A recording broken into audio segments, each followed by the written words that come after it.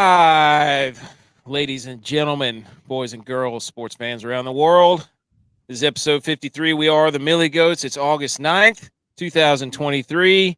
This is the special edition, App State edition, the Boone Crazies, our school, alma mater, the September to remember last year, all that stuff, every giant killer, whatever you want to call us. But let us be the first to wish you and yours a national happy calligraphy day. And for those of you listening to Thursday, it's Lazy Day and Connecticut Day, which apparently I didn't know where it was. So, as you can see, we have some special guests. We have got Big C and AJ from the Black&Gold podcast, an App State staple. They were at, golf claps all around. Welcome to the show, fellas. How we doing? Hey man, thanks for having us, dude. We're great. Yeah, I'm excited to do this. I didn't know what I was stepping into when I got into this room, and I saw all these boxes here, and I was like, okay, we're gonna have some fun. That's all we're about is having fun. We like to joke. We like to talk a little shit. We just like to have some fun. So, yes. So we're trying to win the Millie. That's what we do. We build DraftKings lineups. Then we talk other sports, right? So we have not won the Millie, as you can see back here on my screen with 53 episodes. We never won it. It's just when we started the show. So, right. Golf, playoffs, college football, rounding into form. What is it, like 3 weeks? 3 weeks till college football? It's like we're knocking on the door. 3 weeks. Yeah. It's basically almost here. We're in camp. We're in the dog days of camp right now. Dude, let's go. 2-a-days. Come on now. So conditioning test. Hey, Fitz. Not the ones you drink either. You talking about the stress test? Yes. All right, football's back. A little different format today. We're not going to go through the Salute Your Sports. We're going to do a little interview with these guys. Talk about their show. Talk about App State, what it means to all of us. Talk maybe some stories, some interesting questions. Those of you who went to App State, know App State. It's a rich history and a very tight-knit fan base, and that's what makes it one of the best places to play football, to watch football, to go to school. So, but first, the best place in the world to tailgate. If you've been to any of the tailgates, it doesn't even compare. But not if you're a student this year, right? Wake Forest, unless you're a student this year. You guys might be able to touch a little bit more on that, right? Didn't they get rid of student tailgating or student parking? I think it's like it's a move in progress or process because the information was leaked before they had the plan finalized, and that's always fun, right? Oh no. Somebody got ahead of it and wanted to let loose on somebody, and so they kind of had to scramble a bit. Yeah, so I don't think it's like just about every other internet outrage. I don't think it's nearly what has been made of the complaining of you're crushing the hopes and dreams of these poor students. I still haven't received the answer because I wanted to know how many spots did the students have? Like, because when you talk about student parking, well, that's the SGA, the student government. They have it and they disseminate it among the students. You enter a lottery or whatever. Well, how many spots was that? 10? Was it 10 spots? Was it 50 spots? Yeah. I got it way back on a text thread. I might be able to pull it up in like 45 minutes. But I think in our Facebook group, AJ, I mentioned 150, and I think it was like maybe closer to like 220. The student government has 220 parking spots. I think if you were to combine 16,000. Yeah, if you were to combine like Raleigh/Peacock and Greenwood. In Greenwood, okay. I didn't even bring back Duck Pond. Seriously, I didn't even know there was 220 spaces on the campus of Boone to park. Let me tell you, facts. Yeah, the way they ticket, you would imagine that there's 5, right? It's you want to talk about ticketing. AK here, his senior year, because he just parked in stadium lot whenever he wanted with no parking pass. He had about 239 tickets. He got like 6 in one day one time, and I walked out there. I was just like, dude, he didn't get his diploma until he paid them all. Bad idea. For real, you didn't get a diploma until you paid him? That's the thing. That's why. Hey, that's why it's the running joke that I was not the last one to get a degree on this show because he didn't get his diploma until he paid them all. That's hilarious. No, I don't think that. I think the student parking thing. has been a little overblown. And what the plan is to set something up in Sanford Mall. I know you guys saw like the game day setup, college game day setup, to have something there for the students. And yeah, it's not going to be, ideal. You can't necessarily just pull up your car or whatever, but I think it'll be fine. The truth is, man, like university applied to the state for all these grants to fix up these buildings and renovate them, and they got awarded 3 different buildings to renovate. And so they're staging construction. We've lost spots. We're building a parking deck right there behind Home Center, so we're losing a lot there. So it's just chaos that is really not the fault of athletics. But everyone's got to be mad about room up there. Great place, no room. Student athletes. Yeah. All right, Jim Harbaugh. National Calligraphy Day. Calligraphers design words in harmonious, almost romantic elegance, respectively. Calligraphy is an ancient form of art that was once the oldest forms of communication. Interestingly, calligraphy first appears as early as 200 BC in China. Whoa.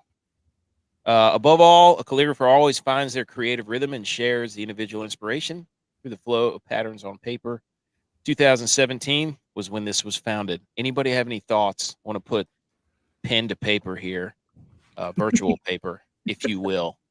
What you say it's China in 200 BC? Yes.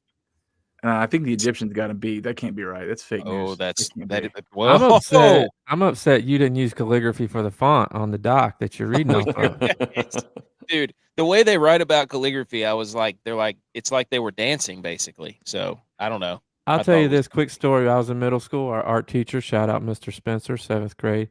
He taught us calligraphy. And to this day, if I have to write my wife a sweet note, I'll do her name on the card in calligraphy because that way she knows I'm serious.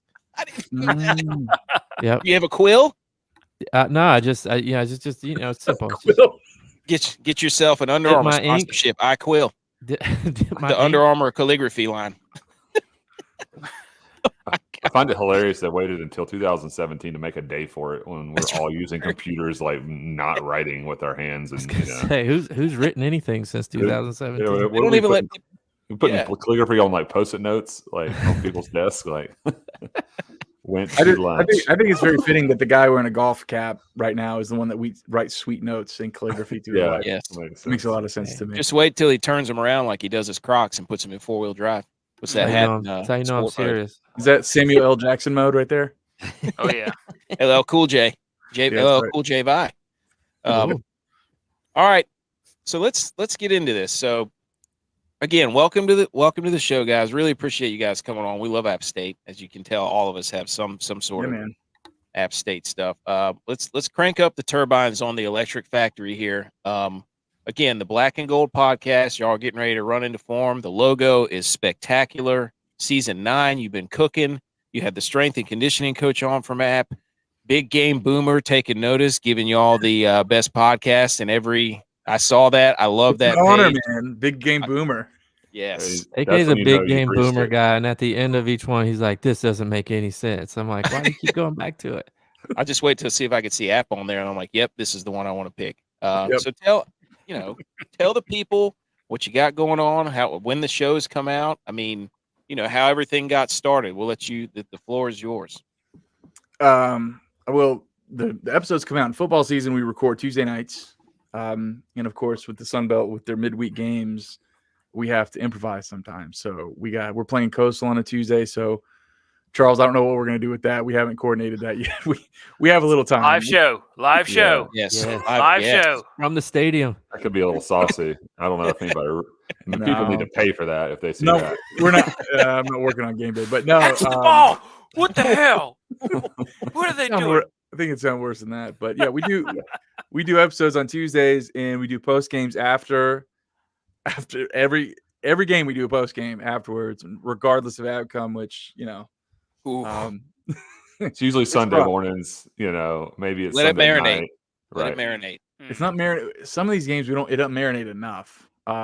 Agreed. It is like tearing a Band-Aid off though. So sometimes by the end of a bad, like that Texas State one. So if you guys, we got whipped by Texas State. Yes. That was rough, and we had to talk about that. That was I think it was a later-ish game. Like it was dark by the time that game was over.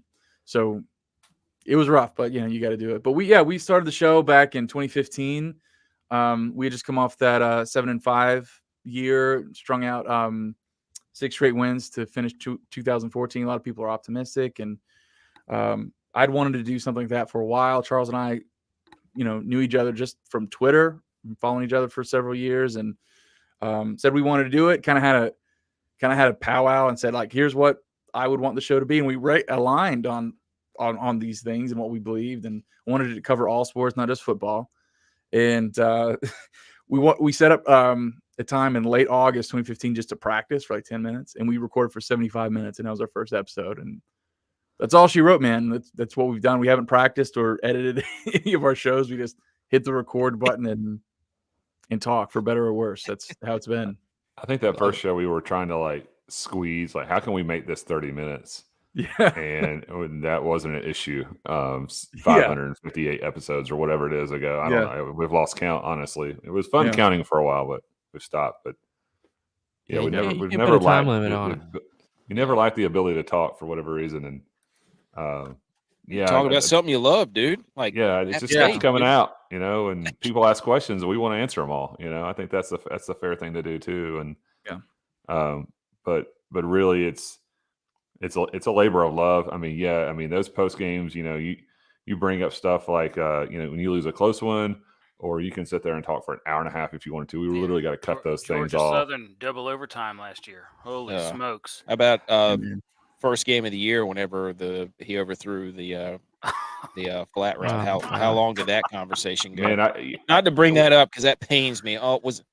Oh my gosh! One day, we'll go back and listen to some of these post games, and just like it might be the best reminder of like what really happened in the game versus going and looking at a box score.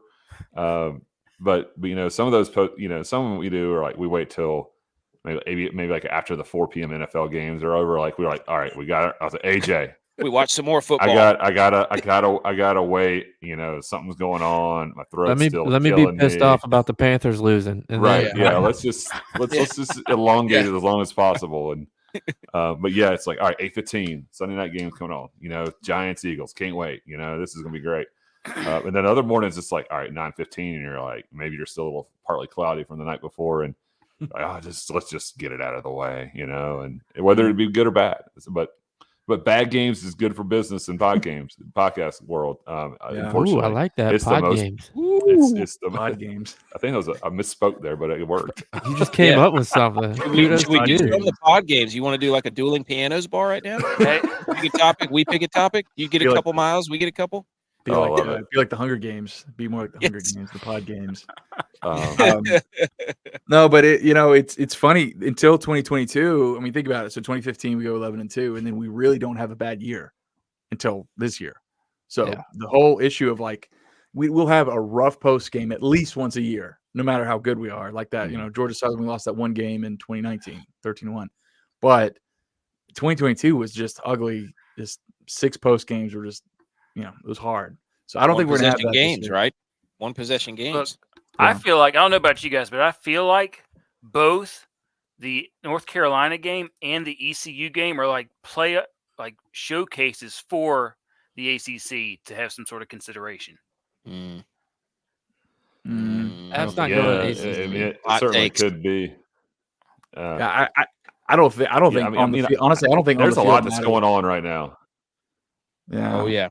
I don't think it does either. I mean, honestly, if anything on the field hurts, because I think there's a small part of why we have all these super conferences right now is that some of those schools are scared to have to play some of the schools like us in a playoff, or a Tulane or Cincinnati or whoever of yesteryear that was that hot G5, and they just can't afford to lose a game that they're not supposed to. That's why they're making all the games conference. Right, exactly, and that's probably what's going to happen. and that's why it's been since 2006 since NC State's even sniffed us.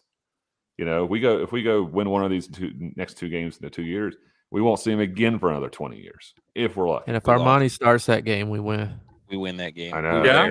We were playing. Oh yeah, because Trey Utter puked all over his face mask the very first. Trey's puking in the end zone. Love Trey though. He did that Yeah, before don't- every game though. Yeah. No, he Keep did it every during his game? cadence one time. He was Yeah. going green Really? 18. Yeah, green 18. Ah! Like He was like a known not to puker. put him on blast. I mean, I love Trey out. Don't get me Yeah. wrong. I love No, Trey it's out. funny. I mean, he'll laugh at it. With you all know. due respect. With all due respect, he puked everywhere all the time. Yeah. He was a bag of vomit, but yeah, all due Yeah. respect. All due respect. You have to preface it with that. Okay. Yeah. Hey, by the all way, fellas, don't be surprised if that NC State game gets bought out. Oh, I mean, I- both of them. Don't be surprised. I mean, the ACC really, like Charles, you were just saying it. The ACC doesn't want to play that game. Oh no. That's And their fault. we've public. Yeah, I know. I totally know. I mean, I'll be pissed, but there's a reason why that hasn't been talked about a lot by both sides. Like Doug Gillen will say, if you pay attention to him, he'll say it's on the books. All right. Yeah. So when he Well, talks that about means it, that means a contract has been signed. well, it has been. Yeah, But I'm just saying that don't be surprised if there's not some. it's going to be Tough one to expensive. do that. It's going to be expensive, AJ. Yeah, Is bring it it gonna be on. lit? You Is got- Liv you- gonna buy college football? Yes. Good. Yeah. Yep. The Saudi Public Fund. It's gonna buy the Sun Belt for sure. The Sun Belt East. Yes. Yeah. Florida All State right. Arabians is what's Yes, going to be. the not Florida State Seminoles. Employees Credit Union. That's what I called them. All right, we made a Pac-4 bracket. They should just play that every 2 weeks. They should just have a Final Four. That's what they should do in 2024. Forget expanding. I mean, dude, Do hang a banner every other week. Why not? Put it on Disney Plus. That's what I'm saying. All right, we got a lot of questions now. First, but I know Tex is going to love this. I was listening to the show. Mhm. Big C, you love to look for Oktoberfest as soon as it comes out. Can't wait to drink that dark beer when it's hot out still. I'm a little bit of a beer purist, I guess. In that, it's. I swear, every year it's like, how did they start growing pumpkins in January, or is it just last year's pumpkins that they put in a freezer or something and like saved for the end of summer? I mean, it's fine up here in September, y'all know that, but there's no way wherever y'all are across the great state of North Carolina, I would assume that you want to be drinking these dark beers and. But yeah, I agree. In August. Two of you guys are from Texas, though. Like I see one dude's from Texas. He's not from Texas. It's the chief of Texas. He was born in Texas. I was born down there, grew up here. He was Are born you in there right Texas. now? Or are you up Um, here? No, No, he hasn't sniffed Texas in about 35 years. What are you talking about? I was just there last year. Howdy. Yeah, Going back He's again in the- September. the senior chief of Texas. Senior chief of Texas. Yeah, Grew up yeah, not from liking Texas, but he. those teams from Texas. I would say that Oktoberfest beer is the equivalent of Christmas decorations going up in October. Ooh. All right. Yeah, that's just pretty close. That's I what I'm saying. just saw the first pumpkin spice advertisement from Krispy Kreme. They're bringing out. Same. Oh, I did jeez. too. And I was like, it's too early, man. It's not even dove season yet. Just let me get past Labor Day. We're in single digits August right now. How are we Yep. talking about pumpkin spice? Pumpkin How are we spice. doing Oh, this? Still gosh. 60 days away, in my opinion. Ex- I don't know that everybody goes off the Dove calendar as their farmer's almanac, but yeah, sure. I have not, but It's I'll like- think about it forever. It's like the announcement, like the first weekend in September, you hear all the guns going off, and it's like, okay, it's football season. You go there in the morning, you shoot some doves, you come back, you cook the doves, you eat them, drink a beer, and watch football, and then you go back out in the evening. That's how they do it in Texas. Yeah. I swear that first he was tailgate, there. I'm going to be about 5 Miller Lights. Be there in this instead. year. Texas never done that. He's read about It's it. true. He'll Not never- Big true. C's gonna be looking Not for true. look. Not true. You know it's football season when Must the be Doves dove are doing a season, flyover. yeah. Look at them. It's not true. We're gonna make a shirt that just has doves on it. It says football season. It's just gonna be. Hey, you might have 4 or 5 people buy that. Hey, we got. Speaking of that, they just killed the dove on the App State logo. So Oh isn't my that- God, we're putting this all together. How about Oh, that? no. Oh, look at it. They killed Wow. the bird. Okay, Kirk Cousins. Wow. Thanks, Kirk. Oh no, that was Wait a you minute. like that. There was a bird on the App State logo. So if you All go right. if you go on their website, the Appalachian And Twitter. academic side, yeah, there's Oh yes, yeah, there yes, is. above I the know- Appalachian. I Yes. know what you're talking about. Yep. so they I know murdered what that you're bird, talking man. And Dots they put a the eye. Taco Bell on about. there Gotta instead. find my. That's probably because Elon Musk. It's probably the Twitter bird, and Elon Musk said, "No, you can't do that. You got Yeah. to put an X there now." Yeah, and App State partnered with Taco Bell for the new academic logo. Getting some of Really? I commented on third down. I did not understand. Oh, when you put the Taco Bell, I was like, oh, third down, hell's bells. I thought, okay, you do. Did you see what they posted though? Like that's why I posted it, and that's why that's why I think it's funny because okay, the Chancellor released like they have that fake bell that maybe you don't, but it used to sit in front of the old library, criminal justice. Oh yes, yeah. So for whatever reason, they made a big deal about that bell, and they moved it out by 321 near where the App State sign was by the road, and they put like a gazebo around it and whatever, and they just made that bell a centerpiece for some. I don't know why it's special, personally. So I got the long story here. So the bell was supposedly put there as like a good luck rubbing it for exams, and it's from the library. Well, now Belk, where it is no longer the library. It's now where you hold classes. So they had to get it somewhere, right? And so Sherry, with her idea of our wonderful Chancellor, because she came from a one schoolhouse school, so to speak, in Nebraska, where they lined the walls with corn and all that good stuff in football. In football, and then so she wanted to replicate that, and I think it has a little bit to do with the App State history too, as it has started as a Watauga Academy.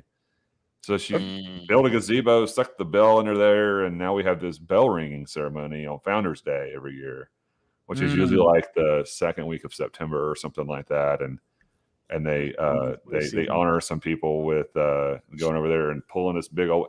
And some of these people are old, and like they can't even ring it. It's like pulling like 400-pound like a little bell, and it's. I remember one time I was watching. They're blowing out their shoulders, ripping their. I was like, we're not gonna get this bell rung anytime soon. Traffic's picking up. We got to go. Anybody have the Taco Bell sound? She should have put it in that John Smith's Park or John Creek Park or whatever that one is. Park, baby, let's go.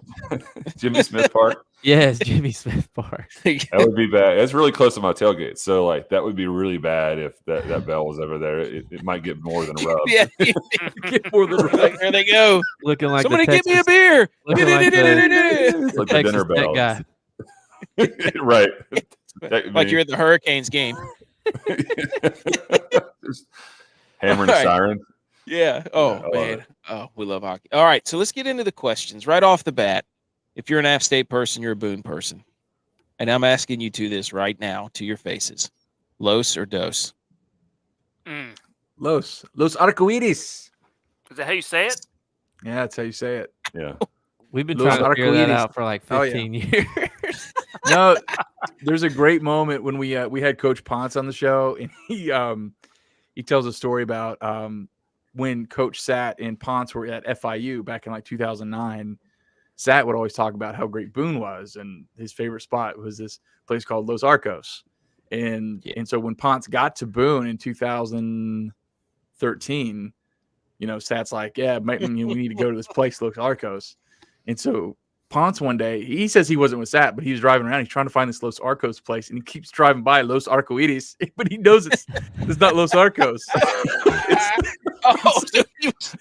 So he finally goes to Sat at the office. He's like, Sat, listen to me. It is not Los Arcos. It's Los Arcoiris. He said, Sat said, hey, man, I can't say that. Yeah. That's from Henderson, North Carolina. Yeah, we've been calling Los Arcos for years. Yeah, in Los Archibalds. Yeah, right. Archibalds. Oh man, did we spend some times there? That was my first question. I like it, man. I'm a Los We used guy. to go in there all the time, and even when we were underage and we were drinking and stuff. And then Coach Moore would come in there, and we would be in there pounding beers. It's like Wednesday, after practice. We were like we had to like find like our non-football buddies to like just put all the beers in front of them. They had like 6 beers right in front of them, so we act like we weren't drinking. He'd come up, what you boys doing? Like, nothing, Coach, having some dinner. Drinking Devil's some water. nectar. Staying hydrated. Devil's nectar. Hey, get the ACP. That's all you need to know. That was my first question. Who's got one teed up? I got a bunch of questions teed up. J-Vi, you want to roll? I got a good one. I feel like it's a good one. Because you guys been doing interviews for 9 years, or you've at least been podcasting for 9 years? Yeah. Yeah, that's fair. Who's been your favorite App State interview, and tell me why it's Pastuzik? Dude, we know Swag well. Swag Stuzik.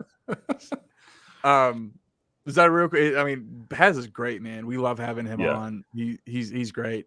My personal favorite, who is like a can't miss, is the unsung hero of Chip Sigmund, who was the first App State strength and conditioning coach.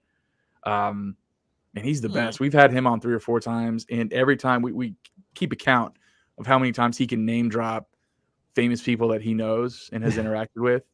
So like he was on staff as a student at Chapel Hill when he was getting his master's, and so like he was strength training with Michael Jordan and Matt Doherty, Buzz Peterson, and James Worthy and these guys. So he told us the first episode he came on, he was talking about how when the Hornets and the Bulls played in the playoffs, how him and Michael Jordan talked at halftime in Chicago, like just their center court for like a couple minutes. And we're like, what? Like, who is this guy that just came on our show and has all this stuff? And last episode, he name dropped hanging out with Arnold Schwarzenegger. He's Arnold. great, man. He Yeah, knows We're just gonna about pump you up. anybody big in the 90s in the NBA. He pretty much knows them. I mean, Magic, Whoa. Bird, and he talks about these guys like he has their telephone number and like he can call them up that moment. And like And- Alonzo Mourning, he like starts Yeah. crying tears of joy when he talks about Alonzo Mourning, and it's just really cool. I'm Yeah. saying, my age, like the Hornets came here, when they started being a franchise and like through the 90s, that was like a magical 10 years or so, getting to the playoffs, winning their first series against the Celtics and all that good stuff. And, I was a very impressionable person at that point. And I'm just like, I forgot I was supposed to be asking this guy questions and talking about stuff. I was like literally a fan. There's not many people that we've had on that where I'm like, I forget to talk. And I'm just like, man, this is really cool. And you've yeah, I gotta say something. Chip Sig was definitely one of them for sure. Fisher DeBerry is like turn the microphone on and just let him go. You don't have to ask him questions. College Ball Hall of Famer, was a coach of that. I mean, and he has one of them super low country South Carolina voices that you like. Where is he from? Where in South Carolina is he from? I forgot, man. Camden or something. I mean, it is. No, it's not Camden. It's in the Low Country. He'd be like, "Hello, Charles. Yeah, I'm gonna tell you some stories about back at App State football, running the wishbone." You couldn't even believe that was a voice that somebody even had. And he told a story one time about somebody having their toenail yanked off on the bus or something. I was like, oh my God. And how the gas went out one night in Boone, and somebody's house wasn't on fire, but it was covered in soot. And it was like 12 inches of snow. And I was like, oh, this sounds like relatable. But it was just the wild. I mean, he had the wildest stories because he was, he's just been through a lot. And that's something I know I'll never be able to. I mean, this guy does like, what did you say? What was that? It's like $10,000 speaking engagements and more. Yeah, he no, us yeah. like he an charges hour a minimum, $10,000. Yeah, He just jumped on our podcast for a while because he loves App State. yeah. Hey, let's go, baby. I App do love State. situations like that. Like, I work with TA a ton. So like when we go do interviews with some of these guys, it's like, TA's setting up and I'm trying to just have a conversation with these guys and they're dropping stories like you guys are talking about. And it's just like, okay, tell me more. Tell me more. Dude, no doubt. And that's another one. TA. I mean, Yeah, gosh, for sure.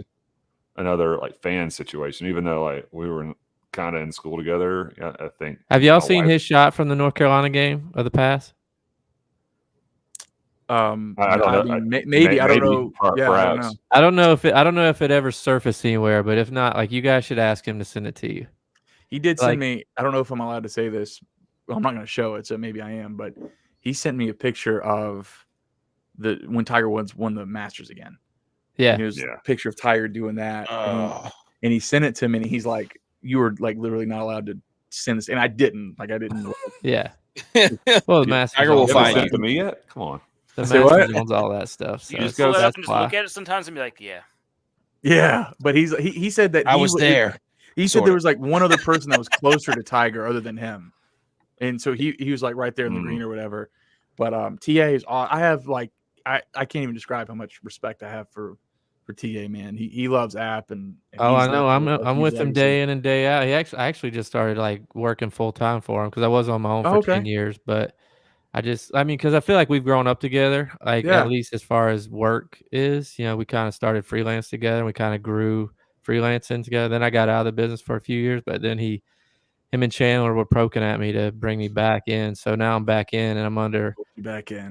them. So it's like, but Yeah, he has the best stories. He's great. Yeah, love TA. He remembers everything.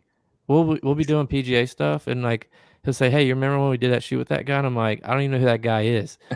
And like he tells me like this huge like long thing that we did with him, and like quotes that he said, or something that somebody that came up to him said to him. It's like, I don't remember any of that.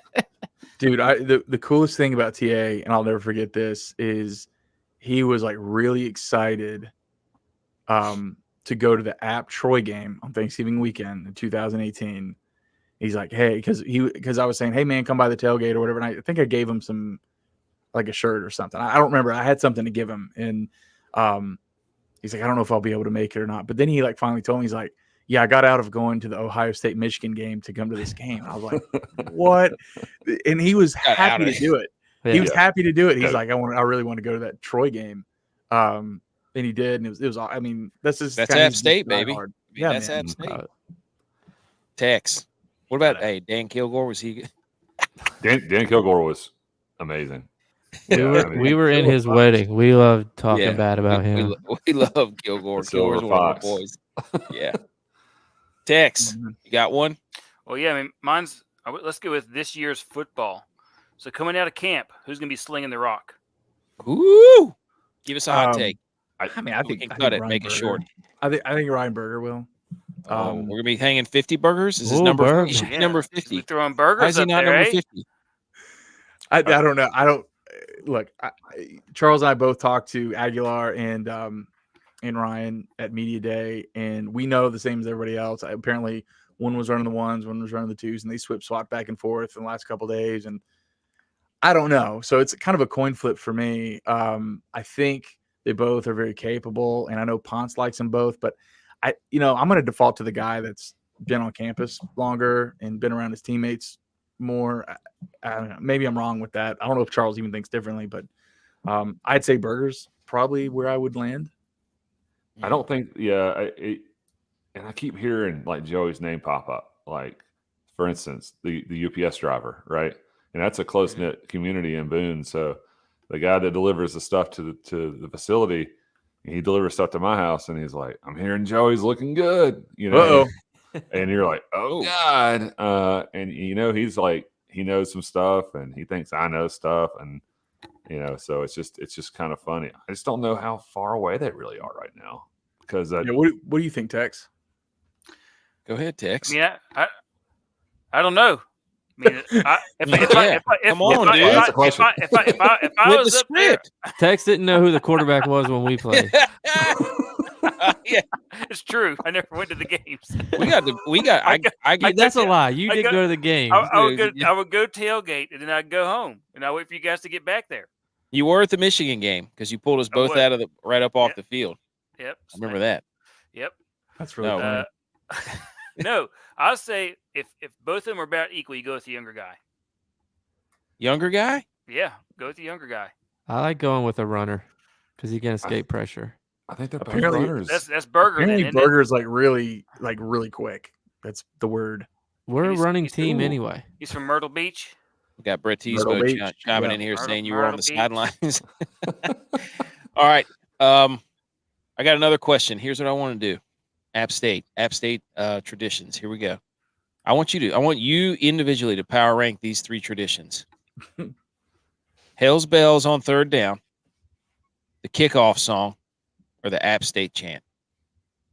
Which one I'll go gets you? first. Which one gets you hot and bothered? Hot and bothered? Oh, okay. Or power rankings. I think you probably can go both ways. Oh yeah. For me, it's Bugler's Dream. We got to have that first, and then Hell's Bells. That's been around quite a bit, and I think the App State chant would be great if we could just sit there and not say app right after we say state. It sounds like we're saying state app. State app, like, oh my God, can anybody do this? It's clear that we can't, but that's a little, that's not a big deal, but that's my rankings. This would probably be if we had like our choice, what would it be? Because clearly Bugler's Dream is like an afterthought at this point. So in reality, Bugler's Dream is number 3, and it's not even close. But I think Bugler's Dream, and we make the case on the show all the time, that Bugler's Dream is like Hell's Bells. Like when you hear the bell, you know your hand. My kids do this, by the way, in the stands. Dude. Bell goes off, hands go up. I mean, that's what happens, right? I mean, Conditioning, Pavlov's theory. It is. Mhm. So Charles and I, we make the case that's why Bugler's Dream is important, because when you hear that sound, it focuses. You know it's kickoff. Like you know it's getting ready to happen. So and it's a college football thing. Like we're gonna have the band play this, Bugler's Dream. Whatever. That's kind of a unique niche thing. Maybe other programs do it. I don't know, but I would say Hell's Bells would be number one for me. Bugler's Dream, and then the App State chant. That's how I'd rank them. Ooh, what do we think about this right here? I bring it back, man. I don't know why we took it away. Yeah. All about it. There were two things that I feel like being on the field got the crowd most hype. Number one for me, and this has also got me most hype, was when the band would come in around the track playing. Yes. Because that was like right after like we got done warming up as kickers, and the team would come out, then the band would come in. I was like, all right, it's game day. Yeah, that's great. They're doing their drum cadence. You can almost say it in your ears. And they do that little thing. It's like, give them hell. That was and then the Sean Connery "Welcome to the Rock" right before we ran out. Yeah, dude, I mean, I couldn't agree more. And it's that's the thing I think about college sports and college football. Do goofy, weird things like they have Sean Connery. Like, is there any connection to that? Like, no, but we've done it a long time and it's cool. What we do. So it should stay, and that's why it should stay. And it's a good way to stay connected to that championship era, like you guys were from, and I'm from. That's where I was in school. It connects us there without keep holding us back. So we're still doing cool things on the field. The program is moving ahead and doing new things, but you got to keep some things that last. I mean, with that same argument, like Virginia Tech, they use Enter Sandman, and that song's 32 years old, but that doesn't matter. Like, there's no connection to Metallica and Virginia Tech, but they do it because they've always done it. It's cool. It's what creates traditions. Like Clemson doesn't change their rock out every year. No. Yeah, like they don't go get a new rock. Yeah, that'd be how crazy would it be if they did and we just didn't know it? Yeah, dude, I'm gonna tell you this right now. Hell's Bells comes on. I was up on the bench with a towel every time. Yeah. Hell's Bells every time. Yeah, it's a big deal. Thanks to Adam Witten for coming up with that idea. By the way, shout out Adam Witten. Yep. Nice, love it, dude. Yes. All right, we got one of our other guys from the show, Dylon. He's a big Aaron Rodgers guy, and he said, "Do you think Aaron Rodgers? What would be the best part of his experience in Boone to find a psychedelic experience? Have a psychedelic to do some ayahuasca? What's the best place where Aaron Rodgers would go?" Aaron Rodgers climbs to the fire tower. He finds some wildflowers and he's like waving them and smoking them in the air. He's like making his own little fire up there with some weird rocks and stuff. And I think he's a Boone Saloon man before they expanded. Ooh. Oh, here we go. Got a comment here. What do you guys think about these rankings right here? Oh. All right, so this is hard. This is really hard. No, it's not. No. That's one error, though. That's an error. That's our error. That is an error. Yeah. So in that error, I was a flip side guy. Yes. Because they had bubble hockey. And if you didn't just jam a bunch of quarters in that bubble hockey machine every time you went in there and have half price, what is it, Wednesdays, you 2 for $5 or whatever it is. 5. 2 for $5 deep dish, baby. Yeah. And I don't remember what the drink special was. Who cares? Everything was free if you put a big tip in the tip jar. It absolutely was. Yep. I remember one time we took it was a slow night and somebody had an Xbox in their car. And we watched Wedding Crashers at Flipside. Like they're like, we don't care. We got popcorn over here. That was the place, man. All right, J-Bot, you got another question? I do have another question. Mine are all opinionated, just because I like to hear people what they think. This year, Troy, obviously, fantastic finish, awesome day. Got known as Miracle on the Mountain 2. Ooh, great but September. Not so fast, my friend. What about JMU 2007? The fumble. Yeah. Oh, yeah. That was it. That Pierre was in the Banks, stadium. There was a Doc banner in Roman. the stadium, Miracle Mountain too. We just all of a sudden forgot about it. What do you guys think? I'll say this real quick. I don't love that we call it Miracle on the Mountain too, but we didn't see it coming, and it just happens, and it gets called as it's called. So you go with the radio calls. It is what it is. I think you go. With the you radio can't calls. think of anything clever in the moment when something like that happens when you're 4th and 10 with 2 seconds to go, and you got a guy who can't throw it in the end zone. You know what I mean? There's another part in that game though, J-Vi, where Devin Moore catches that pass on fourth down. On the shoestrings. If he doesn't catch it within a centimeter off the turf, man, the season's over. And the three-peat is over. So you could argue that in that game there were 2 miracles or 2 unlikely plays or whatever. I'm with Charles. I just think that Adam Witten said it, and everybody in the stands were kind of saying it too. And because of how fast, information and content is disseminated, it stuck, whether we like it or not. But I think you're 100% right that fumble was as unlikely as a Hail Mary, and that should probably be considered part 2. Another purple team, right? Another purple team. Yep. Snatching. There was no way in the world. I think it was Pierre Banks was going to let that dude get the football when it was on the ground. I was standing right there. I was like, it's amazing that somebody off the sideline didn't recover it. Another funny TA story is like, obviously TA, he was the video guy for the team, but at that time, that season he started working for Jim Jordan, who was the head of production at NFL Films at a time, and then NASCAR Media Group. Yep. Jim was like, I want you to just follow me so like you can learn like the best spots where to be at during a game. And for that play, he was standing next to Jim Jordan, and they're both on the ball. And if you watch both their footage, it's hilarious because Jim Jordan's is tight. He pulls out, he sees the whole play. Tyler's tight. The ball gets fumbled. Tyler's camera starts going like this because Tyler's jumping up and down because he's so excited because he was still a fan at that point. So I love like hearing his story that way. Dude, that's great, man. Just phenomenal games. The Furman game where we strip sacked to the house. Yeah. Byram. I think it was Omar Byram. Omar Byram. Yeah. And Marcus Morrell. God, dude. Just what a history, baby. App State's the best. And the greatest September you've ever seen last year in college football ever. Man. That was the most electric. I mean, you had Texas A&M. We were at Butch's wedding. He had to sign off because his internet was bad, but we were at his wedding, and they delayed the wedding so that all of us who were in the wedding could stay. He said, "No, we're holding off. App State's about to beat Texas A&M." we watched the whole fourth quarter in between the wedding and the rehearsal or the reception. They delayed. All of us were back because we wouldn't come out. All right. So how long was the delay? Like it was like an hour and a half. I think. Holy crap! That's great. Yeah. I mean, that's App State, dude. And then you had, UNC. That game was nuts. Yeah. And then the Troy game. Then College Game Day comes up there. Luke Combs is there. Like, holy moly! And we don't like we were talking about this with Lance Ware recently. We don't like to say it, but the JMU game was just as like nerve-wracking and had that excitement. Now it went the way that we didn't want it to go, but you're absolutely right. That September contained that took as much energy to follow App State as any month.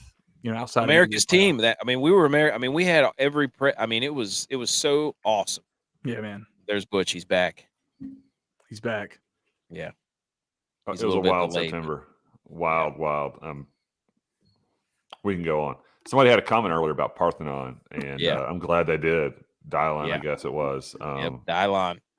So of those 4, I had to choose Cliffside, but if Parthenon was up there, I would have been my choice. Parthenon's nice. That was a nice place. All right, Tex, did you have another one? Yeah, I was just thinking back to some of the most memorable times I had up there, and I was thinking, I remember this one time it was about -3 with the wind chill, and I was walking up to Greenwood Lot to go get my car and drive back to Fosco. So I was thinking, what's the worst hill to walk up when it's freezing cold in Boone? Shoot. I don't know about hill, but it's always windy. Yeah. So there's up hills both ways. It's the only campus that could say that. My freshman winter semester, I had 8 a.m. and went from Justice to Walker. And that was a 3 day. I think it might have been 4 days. I think I had 3 8 a.m.s and an 8 a.m. lab. I don't know what I was thinking, but those were the times I was coldest more than anything. And it had nothing to do with the hill, honestly. It was straight into that tunnel. I think I wore long johns in like September to class because I kind of came up these games here like when I was young. I knew how cold it was. I knew how to layer, but man, I was not ready. I really wasn't ready. That was some of the most brutal walks ever. I mean, I think that walk up to Greenwood's brutal, personally. But I had a winter, or not winter, but spring semester. I had racquetball. It's a walking up to the Quinn from across campus was stupid. I hated that. Man. Anytime you wanted to go to the Quinn, yeah, the Quinnazy. Like, we're gonna go work out. Why? All right, we got there. Let's go back. Even the SRC was bad though. Yeah. There was a time though. I was a freshman, kind of same thing as Charles. My fall semester, so I'm like brand spanking new. But in early December, this was like around exam time, so I was like going to a review, and it was like -8 outside, and it was whipping, and I remember feeling the moisture like on my eyeballs, like just burn a little bit. And thinking that this is not even real. And so like I would, block my eyes, I'd walk through the student union and the library and everything else to get across to Rayleigh. But yeah, man, when people talk about that Boone wind chill and wind and stuff, like it's no joke. It's real and it's hard. And yeah, man. You know what's sad? What's sad? My babysitter who watches our kids every now and again is in school up there. Didn't get a single snow this year. Yeah, I know. Yeah, the worst snow this year, because it was in March. It was 4 inches. It's terrible. Yeah. Wow. I'm dead serious. We missed no school. We maybe had a 2-hour delay like 3 times. Wait, Big C, you're still in school? Well, my daughter is. Yeah, tradition never graduates, right? That's right. There you go. Here. That's the perfect answer. Yes, Big C. No, my dad's from Buffalo, New York, and growing up, he would always tell me, I used to walk up hills both ways in the snow barefooted, and I was just like, "You're full of it. It's not way." Like I would look into it. There's really no way to do that. I'm like showing him maps. AK doesn't know what that is, but I'm showing him maps and like you gotta look. Telling him like it's not possible. I think my freshman year, because I didn't know who App State was or anything until Coach Brad Glenn went up there, because he was my coach in high school. Okay. So I only went up there for a recruiting visit in like February, and they drive you around everywhere. Who's your host? Trey Hennessy was my host. Of course. him and Zach Amidro. Amidro, baby. Yes, but underrated talent. No, you know what it was? Ducks it really was Zach. It really was Zach Amidro, and we saw Trey Hennessy, and he told me, he goes, "I was supposed to be your host, but I had better things to do," because that was back when he was dating Ashley. That was back when he was dating Ashley Flair. And I said to him his face, I said, "Shouldn't you be working out more? Because didn't you fumble 3 times in the national?" So we became fast friends after that. But back to my story, the hills. I think it was like November 2nd, my freshman year, first big snow. I had to walk to class. I'm like, wait a second. This is a real thing. You can walk up hills both ways from school. I remember while we all were talking, we were living in J Hall as my sophomore year, and the snow and wind was so bad. We took an apple cart to a party on Howard Street. Like we didn't even want to walk from to Howard Street. We took the bus. Everybody standing there with like 3 cases of beer, like, "Hey, how you doing? We're just here for the apple cart." Yeah. and the apple cart was running, baby. Sir, ma'am, oh yeah, ma'am. Yeah, hey, you go to apple cart's running. You're going to class, pal. Yeah, that's the way it used to be. Let's all right. I got one more. Who's your GOAT App State player in the NFL? Oh, I have a similar one. Okay. What's the qualifications? Just like a player that I enjoyed watching and they played in the NFL, or who do I think had the best career in the NFL? Had to play a minimum of 10 years. Retired like 2 years ago. I'm Well, kidding. Sam Daniel Martin. Kilgore. Play for 3 teams. Kilgore. Yeah. Is it Sam Martin or is it Daniel Kilgore? Both of them are good friends. We went up and saw Rookie this past year when they Yeah, we played did. Miami, so that was a good time. Yeah, we call it Rookie Sam. See, Yeah. my But- question was, so we on this show, we always every graph or stat, we call it water cooler debate. We say Tom Brady's not available. So I'm going to Always. start with this for an App State question. Armani Edwards is not available. Ooh. Who is the GOAT QB at App State? Oh, that's not, dude. That's not. No. What might be I different? watched it with my own 2 eyes, buddy. I know Williams? who my answer would be. Yes. I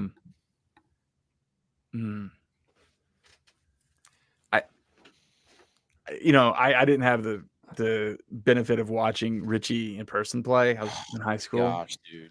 So, but I will say the people that I trust the most, that know football, that watch him play, and I've certainly seen, clips and highlights of him play and stuff. I think that a guy like Richie would translate really, really well with a team like we have now, in an era like we have now, would do really, really well. Also, I really like the guy. He's always like the coolest dude in whatever room he's in. I think Still 22. He's still 22. Man, I think it would be hard. It'd be hard not to say Richie Williams. Honestly, go. as good as Zach Thomas and Taylor Lamb and Chase Bryce were, I mean, the dude brought us our first national championship and paved the way for Armani. Because they went from Joe Burchett, Yeah, right, to Richie. Yeah. They made the change, and he is how probably Armani became Armani. Richie Williams was unbelievable, dude. He was a leader by all. He knew everybody's name on the team.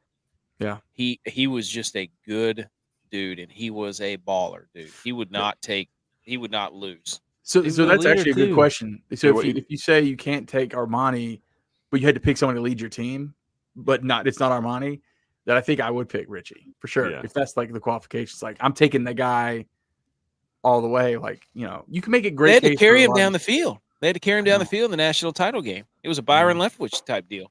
Yeah. That's because Trey Elder was still puking. Yeah. Ridiculous. They're like, Trey, you're in. Come He's on like, the "I show, can't find Trey." my-" Down, said. Yeah. Any other? So Anybody yeah, else? Richie had to go play that Marshall game in 2002, where the score was ugly at the end.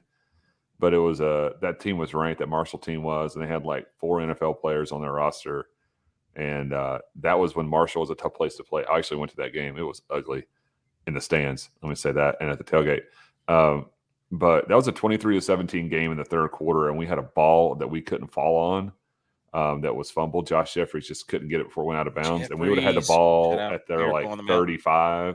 35-yard line and like gonna go score. And Richie had to start that game because Burchett had to have some back procedure like 2 weeks into camp, and they're like, "We got this dude. He's like 158 pounds, and he's gonna have to go start this game against Stud. Marshall." Yeah, and he Stud. went up there and like gave everything he could. I mean, Stud. that was the Leftwich team. That was Darius Watts. They had another receiver who was really good that was drafted. I was like, man, this Richie Williams guy is going to turn into something. I mean, you could feel it. You knew it when we recruited him, honestly. Yes. But yeah. They Shout out wanted you, to play Big C. something else, I think. Same thing with Armani. Shout out you, Big C. Our parents remember watching games with you. Oh yeah. I just looked down on the phone and I was like, I saw that your mom had retweeted it earlier, and I was like, that's really odd. Like your mom doesn't tweet like it's just not 2012 anymore. Mama K is the best. Mama K is the best. Big support. But I was like, all right, I think I might know who I'm running into on here tonight later. Most people know us by our little brother too. So Right. yeah. But anyways, I mean, I don't have anybody else text or J-Vi. You got any questions?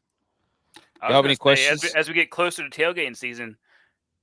Two different types of tailgates. You got early season tailgates and late season tailgates. So you got your early season tailgate drink of choice and your late season tailgate drink He's of going choice. back. He's trying to get you to say Go. Oktoberfest. I am a very superstitious.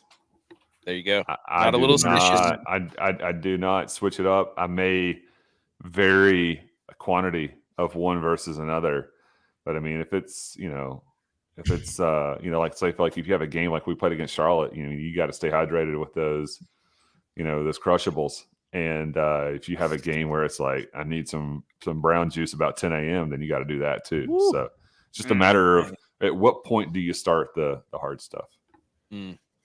I drink Miller Lite all season. Pilsner, fine Pilsner. Yeah, come on the show, Miller Lite. Fills you up, never lets you down. I think early season I'm going with a fine Pilsner myself, but late season I'm going for a little bit of apple cider mixed with some Captain Morgan. It's cozy. He also doesn't make it to the game, so don't make it to the game. Remember, he said, right. I waited until y'all got back. Yeah, right. I went home. I've been here since where have y'all been? Dude, we've been playing a game. What do you mean? We win? Yeah, like, before we got on, I told you all that quick story about the Elon game. Tex was the complete opposite. I'd see him after the game. He would ask me how I did, and I knew that he was being like honest because he had no idea. He didn't watch the game. He was probably watching Tebow and whoever else. Yeah. He was just taking it for granted. Okay, so South Alabama seems to be the team, Sunbelt. 18 starters returning. Heard that on a podcast I listened to today. Yeah. What are they going to do with it? Walk us off the ledge, because 6 and whatever we were last year. I'm like, we got to come on now. Give us some encouragement before we end this thing. Tell us, come on, it's going to be okay. We're going back to being 10-2, 11-1, whatever it is. Come on now. Man, you got us losing a game? I thought you were a real fan. Hey, come on. Look, I'm just saying the over-under, right, of losses. He knows our halftime management skills. So, he has us losing a game. Charles, I don't know if you have I do. I'm going to let you go first. Yeah. I mean, I think the 5-1 possession games, the fact that, man, if you just watch those games last year, we were getting no penetration at the defensive line. And we already Which is odd. It is, and it's unfortunate. And that kind of left our secondary, I think, out to dry, and they already weren't great.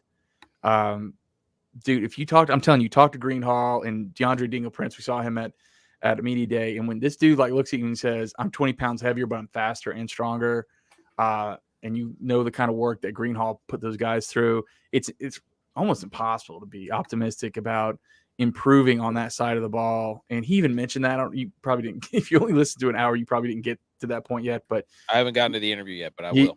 Yeah, but he really talks about and he's not.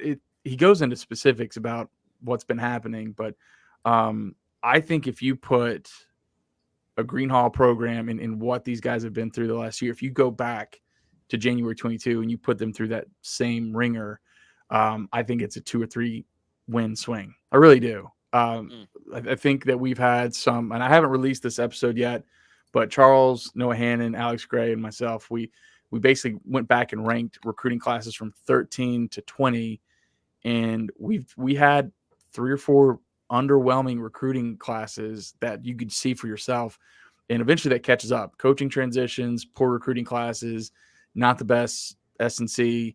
That's how you get 6-6. But talk you off a ledge, man. I mean, our guys are I think more unified. That staff that Clark put together on the defensive side of the ball, man, I think it's the real deal. Coach Clark, to his credit, man, he brought in some bodies. I'm not saying they're the most skilled, whatever. Dogs. In the world, dogs. They got that dog in them. We got size though. I mean, they're big. Okay.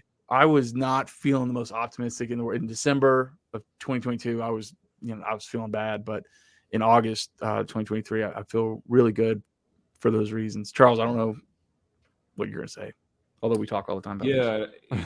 Well, we do and we don't. I think there's so much that we talk about that that doesn't go on the pod, right? But you say it on ours. Yeah. I really don't feel that we're going to have this situation where we're going to be bad 2 years in a row. No, it just is not in our DNA, and I don't think Sean Clark's going to let it happen. I go back to what he said on the field. Whoever from ESPNU was interviewing him about what it's like to be, a Mountaineer. And it's like, what does this mean to you? And he says, we've lost 3 games in a row, and that's hard. Yeah. and Yeah. that's he wasn't thinking about losing to UNC. He wasn't thinking about beating Texas A&M. He had to beat Texas A&M because he knew what that meant. Because going back to Louisiana and all and all that other stuff. So and the bowl game against Western Kentucky where everybody was hurt and it was hot and Bailey Zappi was slinging that thing around. And we didn't. Zappy with it. That's a system. Yeah. But I'm going to go to this. I mean, you're talking about South Alabama. We had a lot of teams last year in the Sun Belt who saw success who haven't done it a lot. Who has more to prove? The team that knows how to do it like us and had a blip, or the teams that haven't had a chip now. The teams that haven't had success like multiple years in a row. How do they handle that? Now they have expectations. Now they're the ones that have got the X on their back. And, people aren't going to forget about us. They know that's not going to happen. Nope. But, I mean, if you're looking at South Alabama's schedule, I'm just going to think about the conference games. I got to go to Harrisonburg.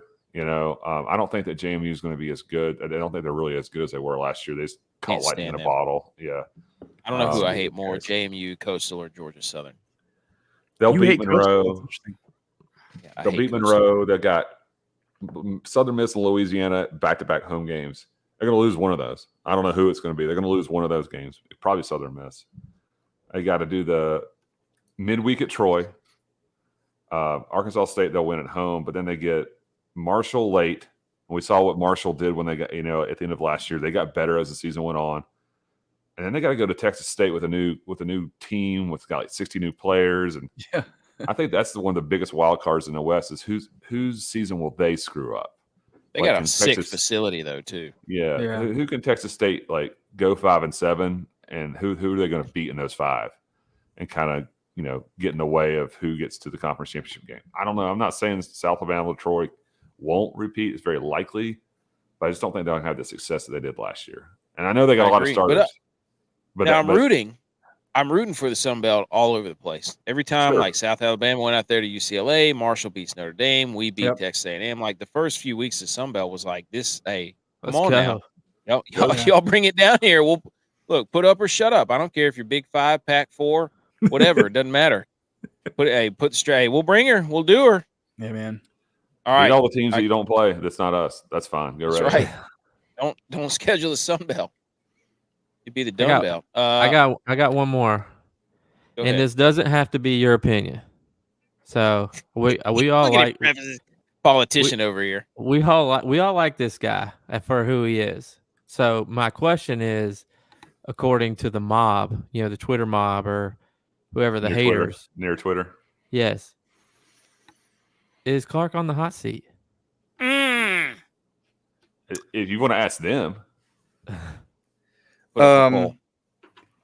So if you don't want to do a Twitter poll about that, in a silo, man, this is such a there in college athletics, man, there are politics baked into everything because you have such a political figure in the chancellor or president who is almost always an idiot. Like it's really important to have we didn't know what we had when we had Ken Peacock. It was great. We had dude, he's doing push-ups on the board on the side. Right.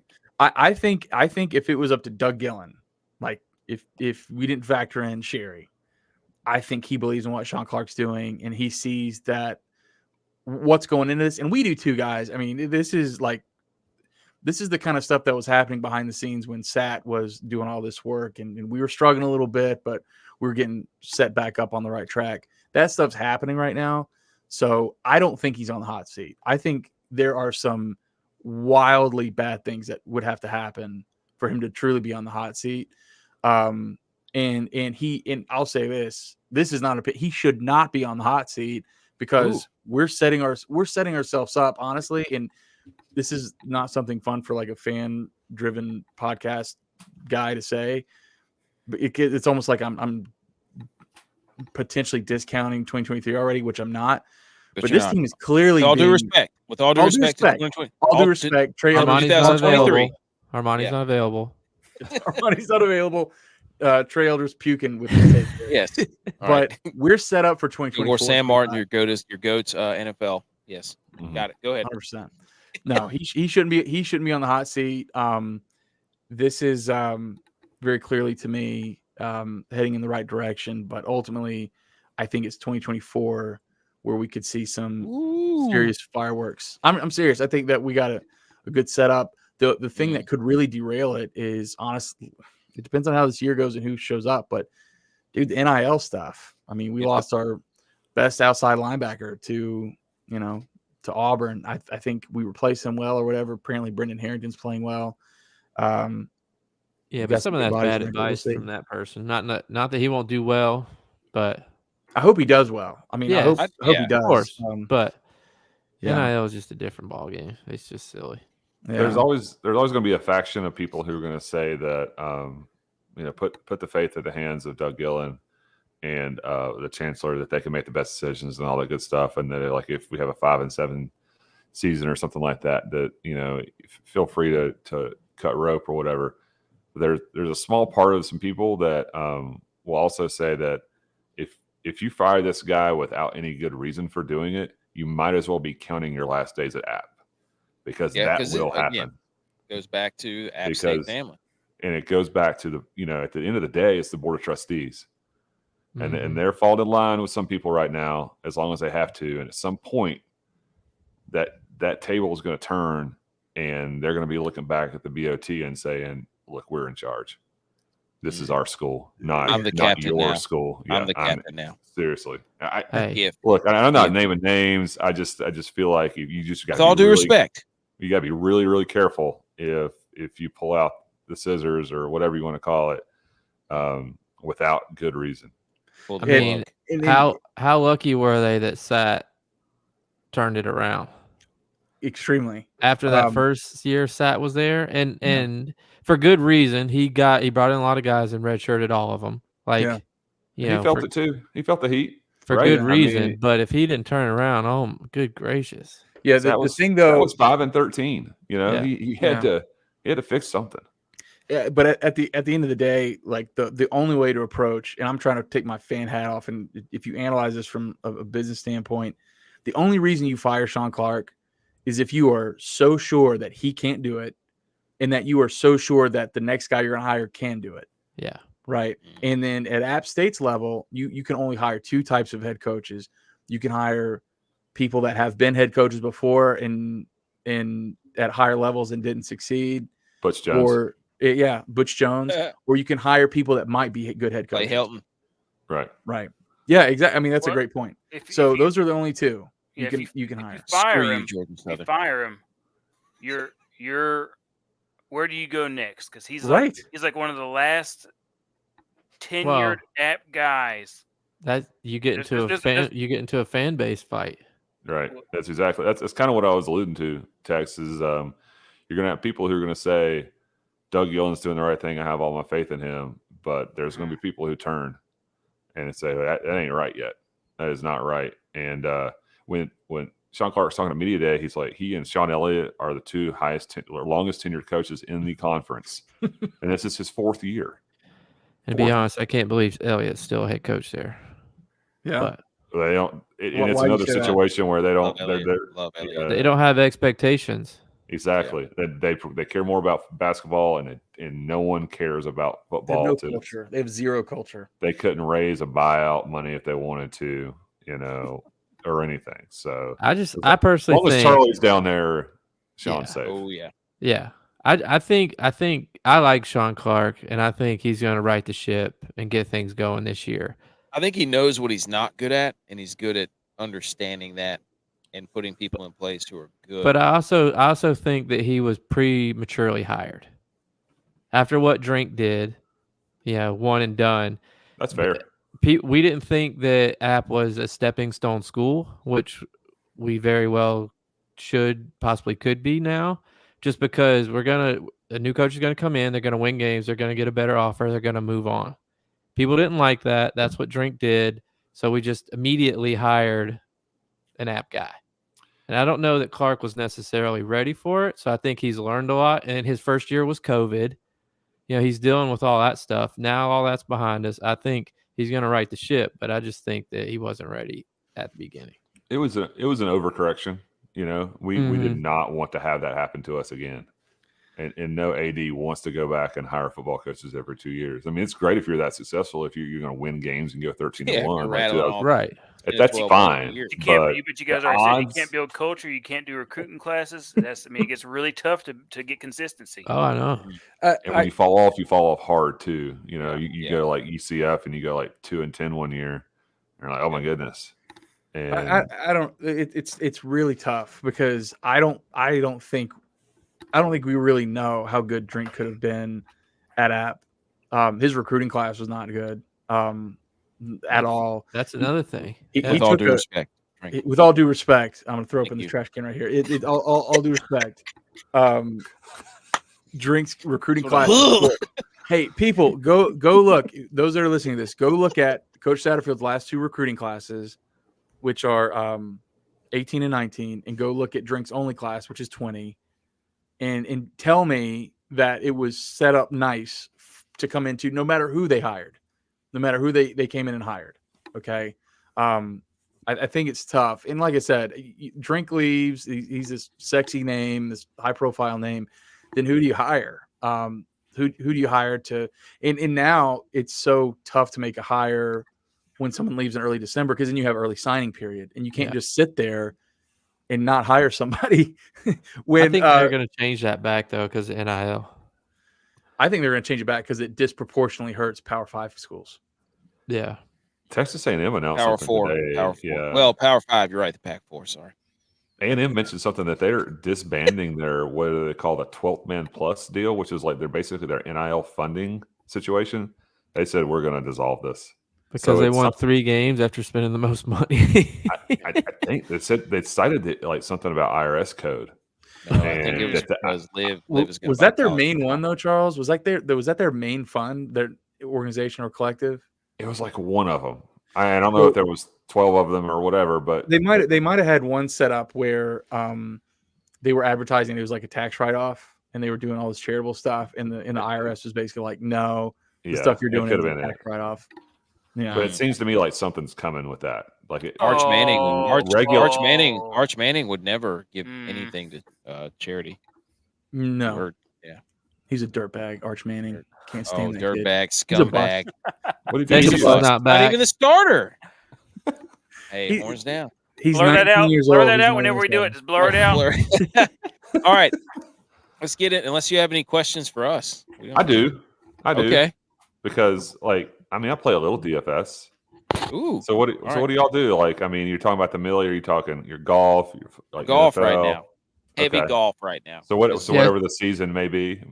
So we in the NFL we enter lineups into the $1 million contest every week for NFL. But when NFL is not available, we play golf. So we dig deep into golf. We find those guys 6,000 or 7,000 and below. Yeah. Talk about it. We get after it. If you would watch for a minute after you guys get off, we're about to go into a huge detail about how we pick our dudes. It's gonna be hilarious. Oh, okay. Yeah, I mean, you guys want? They could probably stick around if they wanted to. I might. AJ would be like, I'm over my skis, fellas, on this. It ain't my game. I'm gonna go throw up in the trash can. We do have to. We got to answer the one question, right? The water cooler debate. I told you about this, right? You passed it along. Yep. Okay. Yeah. So first, before we do the water cooler debate, we always have a segment or a little video we play before the water cooler debate. I don't know if J-Bot wants to cue that up or it's going to boot me from the live stream. No, I got you. Try. You serious? Oh my God, you're an idiot. Are you kidding me? that's fantastic. I love that. Better for Ryan Berker's Cardinal reel on his the announcement of his staying with the NIL deal. I don't know if that's better at this. You guys got to see our How Dare You video. Tell them to come. Yeah, the How Dare You. Tell them to come on the show. But first, we get into the water cooler debate. We do a dad joke. So let me. I write these myself every show. So why do you feel so good after you finish folding laundry? I don't know. I didn't do it. I don't know. Because you get closure.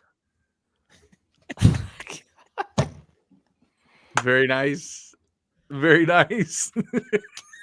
Don't compliment him. Yes, That was great. Woo! You're really stretching the collar on that one, Adam. You know what Trey Elder would do if he heard that joke? Oh no. Hey, I just want to say that's dry humor. Okay. Oh, Don't man. believe me, just wash. Oh. Okay. All right. 3 dad jokes This in one's one big day. city. Wow. I'm saying you can't laugh, you can't clap, you can't even compliment him. He's like, oh, I can't. I'm I'm gonna really get in with this next one. I'm gonna really get in with this next All right. So our GOAT coach saying from last episode, I absolutely landslide. So you can expect another banner that I'm going to hang probably right here. I won with 54% of the vote with everything he got. Butch P was second with his time. Tex and Edge tied.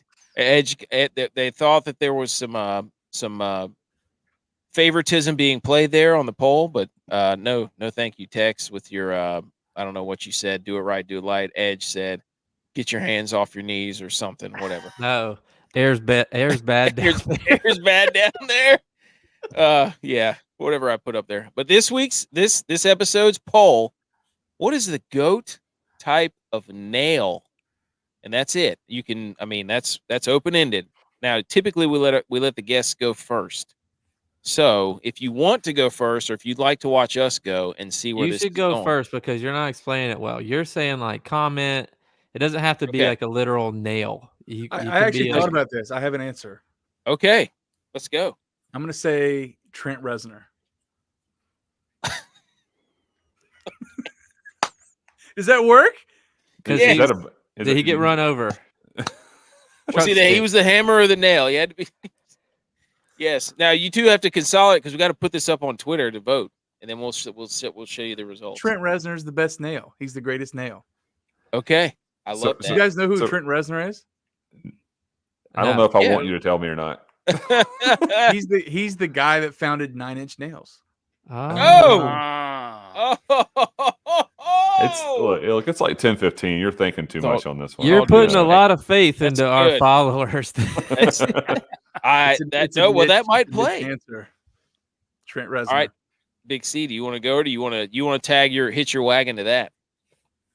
So, like, are we speaking in the nail as in like a figuratively, or like However a you want. framing nail? I was going to Yeah. go next. I was All going to right, go so- next. Go, I'll go next. so Give him the- more context. Okay, All right, so so here- put this poll up on Twitter, and then at MillyGOATS, vote on You the already, poll. you already read that. Okay, I'm not reading anything. If I was reading, I'd be looking over here. It's a reset. I'm going, Repost. Josh. I'm going the Naylor brothers in the MLB. Okay. Mine's better. Now, if you want to hear another one, Tex or J-Vi can go because I Butch, want to you hear. got one?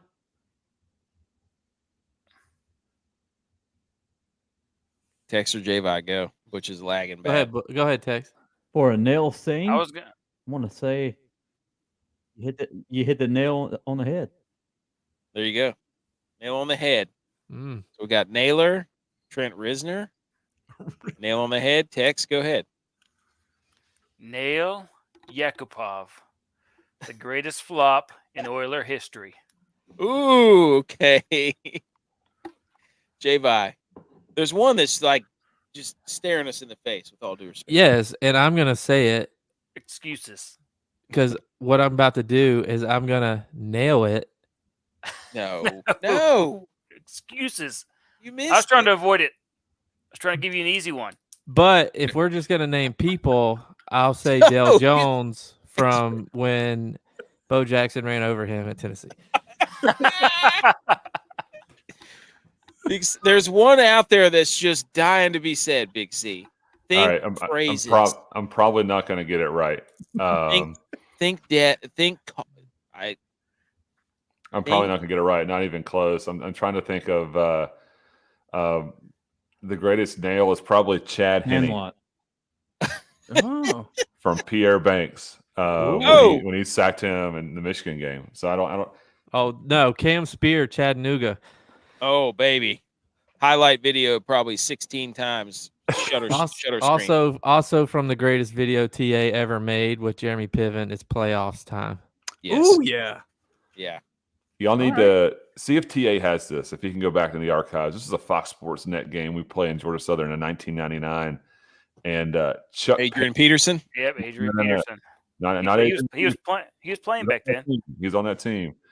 We had a DB named Chuck Payne, And Georgia Southern quarterback threw a little swing pass out, and Chuck Payne sniffed this thing out to an absolute T.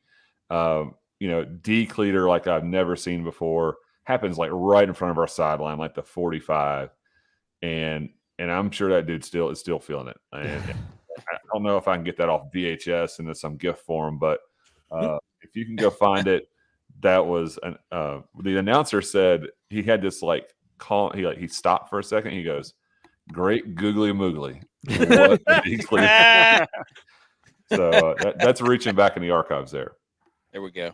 Nobody said nail in the coffin. I thought for sure somebody said nail in the coffin. My backup was going to be excuses are the nails that build the house of failure.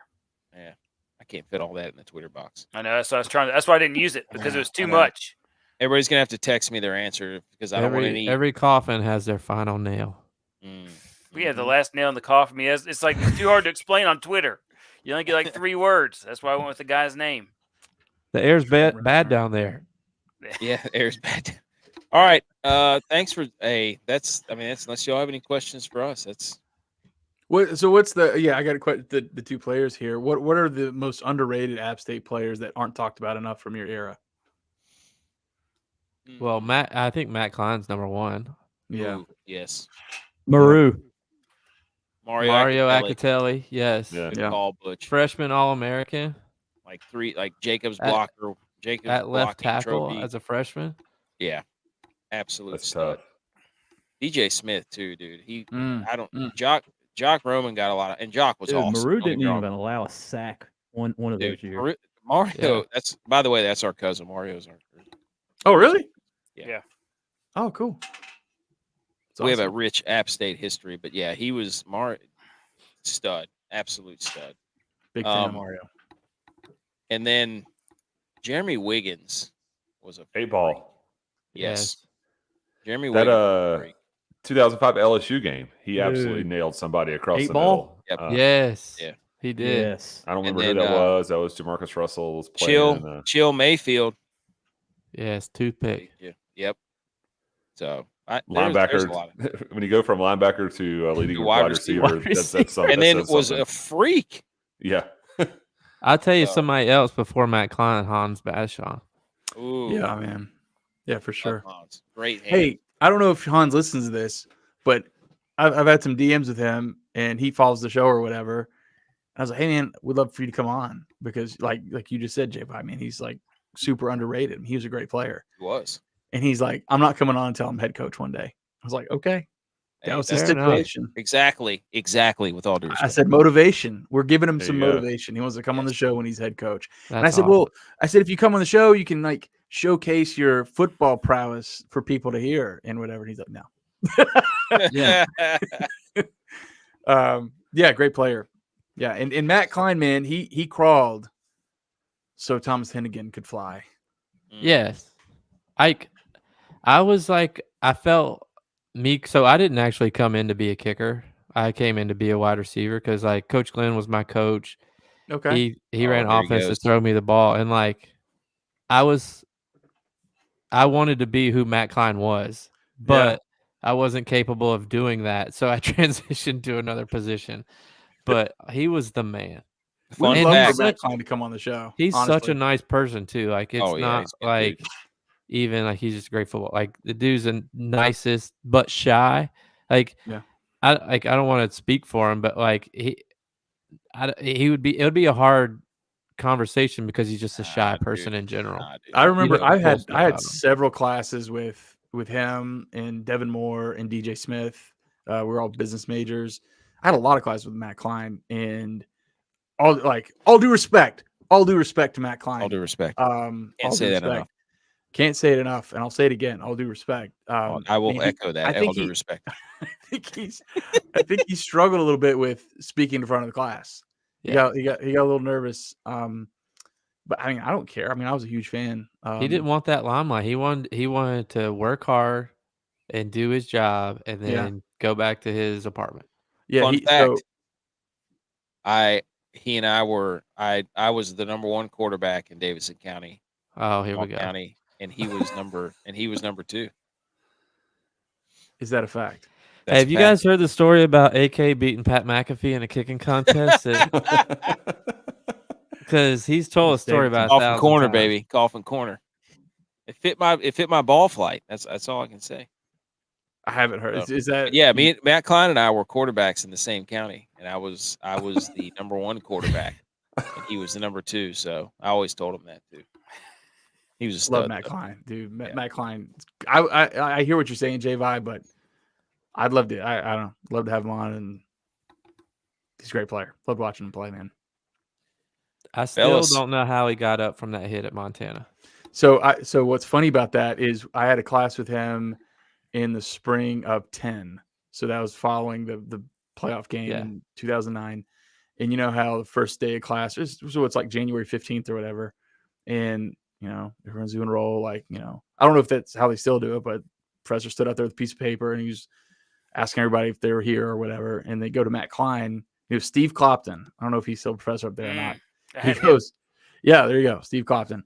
And he goes, Matt Klein. And he's here. And he like takes his glasses off.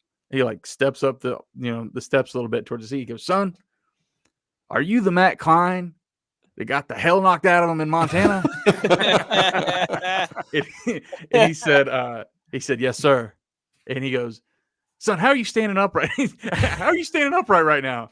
He's like, it's tough, but I'm all right. But yeah, I'll always remember that. He absolutely got leveled, and I can still see it. I can still see it in my brain.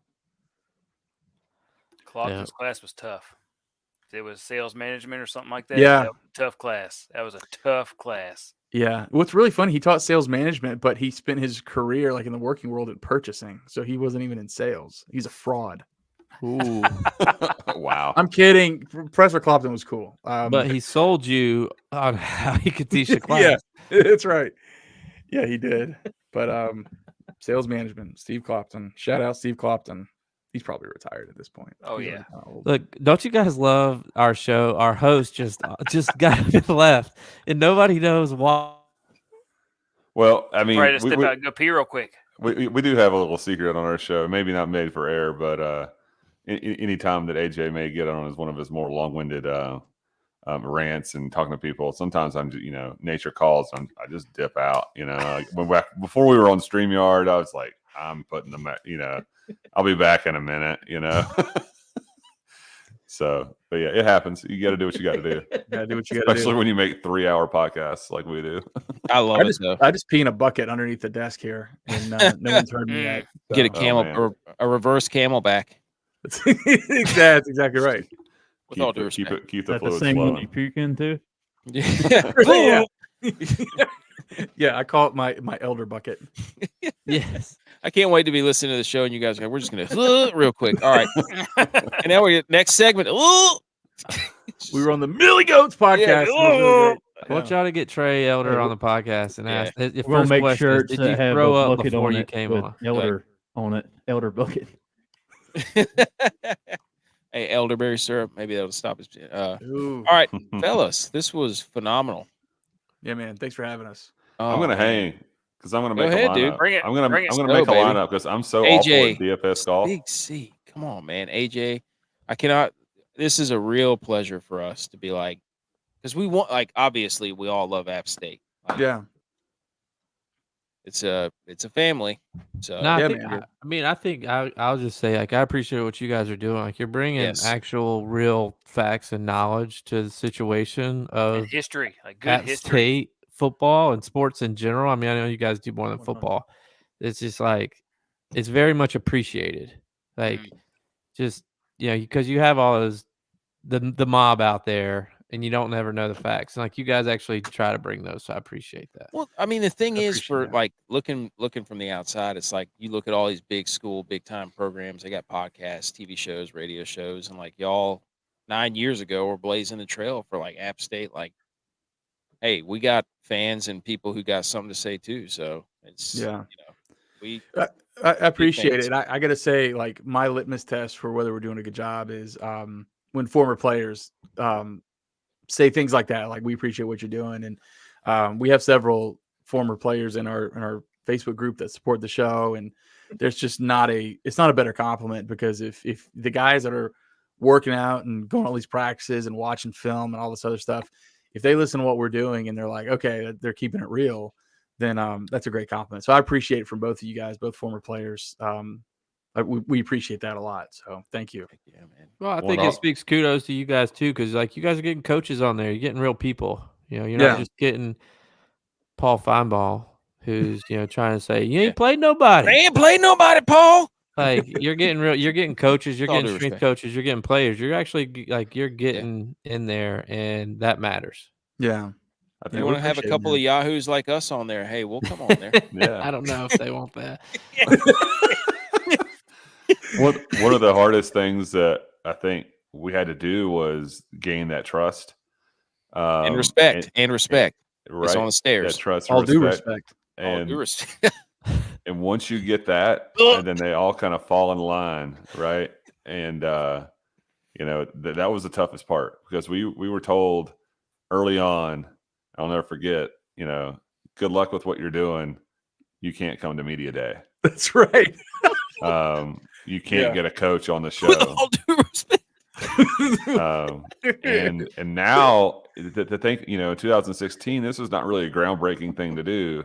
I mean, everybody was doing podcasts, but for it to become like a real media kind of source, alternative You are media. at media day. I mean, come on. Yeah, man. Media day is fun. And It's now everybody's doing it. So you kind of, like, if you're a sports information department, you kind of look bad if you turn somebody away to an extent. But And I want to give a lot of credit to AK, man. You've mentioned it several times. It's the culture that App State has. There are plenty of other organizations that wouldn't have saw what we were doing and wanted to leverage it and treat us the way they've treated us. Doug Gillen has been 100% pro what we're doing really from our second season. And he told his staff, like, we just met the guy. He was hired in like August 2015. He's brand spanking new. Or was that even? I think it was like May, April, May, something like that. He was hired, so he's brand new. But second season, he invites us and tells his staff, like, these guys are media, treat them like media, and had a great relationship from him from day one, and to the point where they know we keep it real. And there's some like inside jokes that we'll have with some of the staff and Doug Gillen where we don't agree with everything they do, and we'll say that, and we'll like.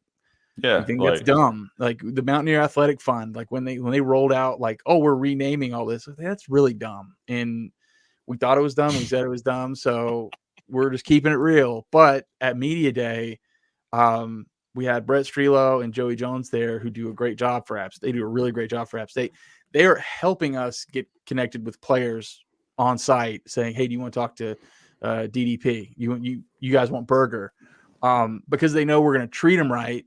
And they know we're not going to blindside them, and we respect what they're doing.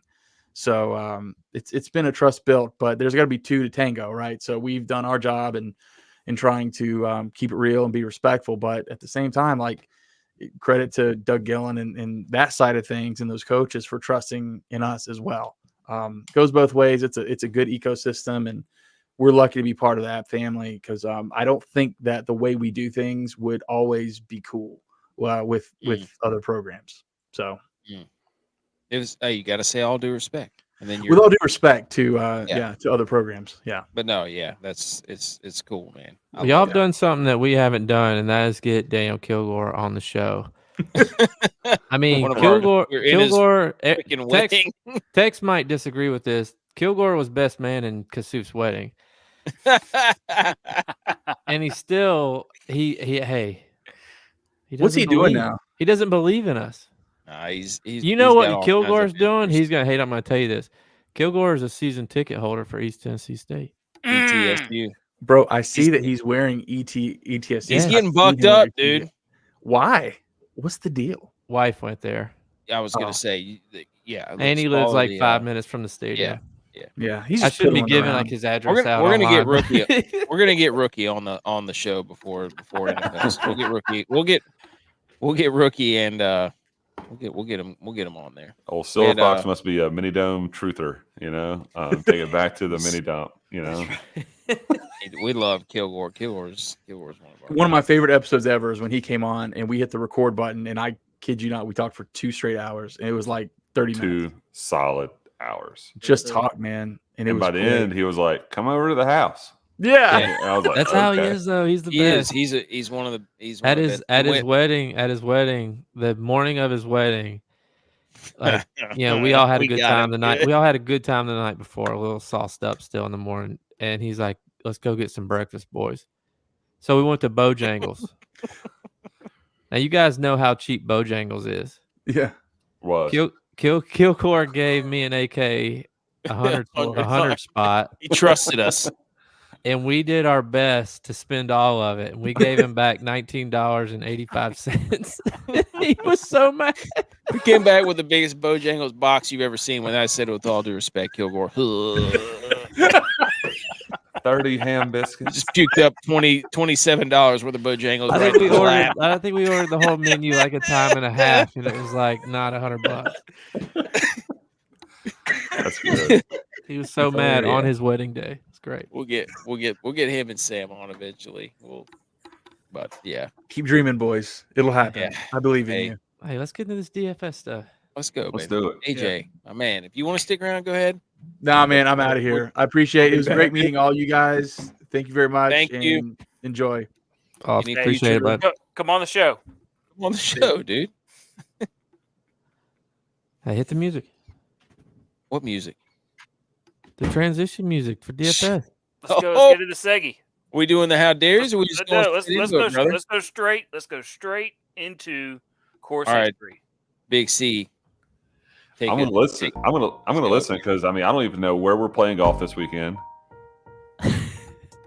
Golf is almost over. It's time for football. It's time Playoffs? for grilling. Playoffs. FedEx, Playoffs. St. Judes. All right, here we go, ladies and gentlemen. We're now to the. Thank you so much. Golly, dude, that was awesome. We could talk App State all day long, baby. Look, Maybe okay, here we go. For a game. We should do a combined. We don't need media passes. They got, we don't they need got, it. they got the red carpet in up there still. Yeah, we don't. Yes. No, No. No. Not a shit. It's like the left it on red carpet in. All right. Oh man. Yes. So we've got a PowerPoint slide here. Let me get to that, but we've got a couple of facts here. Let me pull this screen up. We're going to get into the DFS of golf. We're playing in Memphis, Tennessee at TPC South. Wind. And we've got playoffs, boys. And the most devastating thing about this whole DFS thing, this whole golf thing, is we have built our entire brand around making the cut only to get to the playoffs, and the cut doesn't mean anything. So we're going to share the screen. Big C's with us. This is our, this is like, we spent the whole year be like, let's make the damn cut. We literally made a logo, like hats, an emblem. shirts. Yes, we got hats, shirts. We paid somebody some money to make us a goat that was holding a sign that said make the cut. And here we are at playoff time. Doesn't matter. So we're not going to do the Frisbee, guys. We're going to give you a little analysis of goat variants, the MillyGOAT take. Here we go. We're going to go right into the course. We're going to speed date the course here. We're at TPC Southwind, designed by Ron Pritchard, with player consultant help, Hubert Green, Fuzzy Zeller, whatever, in 1988. Butch P, I'm going to let you take the half of this once I get to the average green size. So I know you're hearing this about 20 seconds behind me, so you'll take over at average green size. Par is 70, distance 72.43, 17th longest out of 46, 6th water holes. Huge number of water balls over the past 20 years. Zion Zioisa or whatever it is. Second narrowest fairways, which is yucky because when you're driving the golf ball, they put a lot of hazards around the landing spots on the golf course. So your approach from 140 to 170 is absolutely key. And I think, Butch P, this is when you're going to take over. We're at average green size. All right, so we're 13 on that stamp meter, man. So that's Stamp. what average Big Hey. stamping. average on. Hey, I'm gonna take over until Adam takes back over. Average green size, 4,300 square feet. So it's a third smaller than the average green size. So really, that ball striking is going to be real key here, and that's your total drive and approach from that 140 to 170 mark. So we're looking all the way down there at the key stats, and that's one of the key stats. So bringing you back up to the recent winning scores: minus 15, minus 16, minus 13, 16 again, and 19. Is that left to right again? Is 19 the most recent, AK? Yes. Yes. Oh, So that was Willie Z last year's score was minus 19, and then going back. Come on the show. Come on the show, but he's healing from his back injury, so we wish him well and still a hurry and speedy recovery there. Abraham Answer.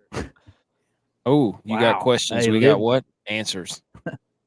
Answer JT. Is that Caddyshack, JT? Radio Shack. Is that JT Poston or is that Thomas. Justin Timberlake? That's Justin Thomas. So Daniel Berger, we haven't heard from. Back to back Man. here. Dude, back to back. DJ Quarterback at squeezing app? there. Oh, 50 burger. Hey, we'll need something here. And then with the recent cut lines, it really doesn't matter what that is. But I will put my pulp prediction cut line in there just for the heck of it. I'm going to say that it's everyone. It's time. Everybody, there is no cut line. So, I mean, from this course, I mean, there's only one player that's won here that's in the field, and that's Harry English. So, if you're making a DFS lineup, you can bet your bottom dollar, with all due respect, Harry English. People are going to be playing Harry English a lot because of that. Stafford lookalike. Yep. Lots of rain in July. Both and I Georgia put in here. Bulldogs. Yep. Eyeball emojis after lots of rain in July.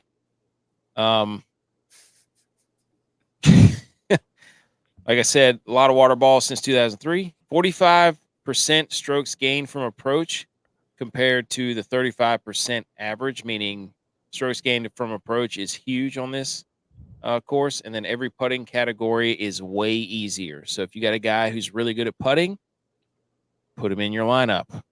So, and then when you look at the greens and regulations, 76% if you're in the fairway.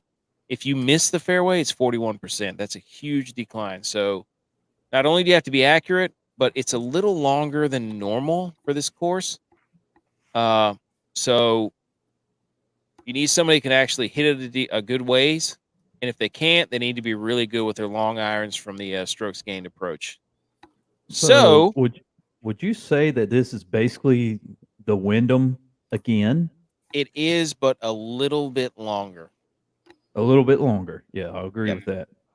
So here's our GOAT. Exactly. Here's our GOAT summary. Ball striking piece by pieces. This is the way you score. That's Papa Approach. Papa You better Approach. have a good, yes.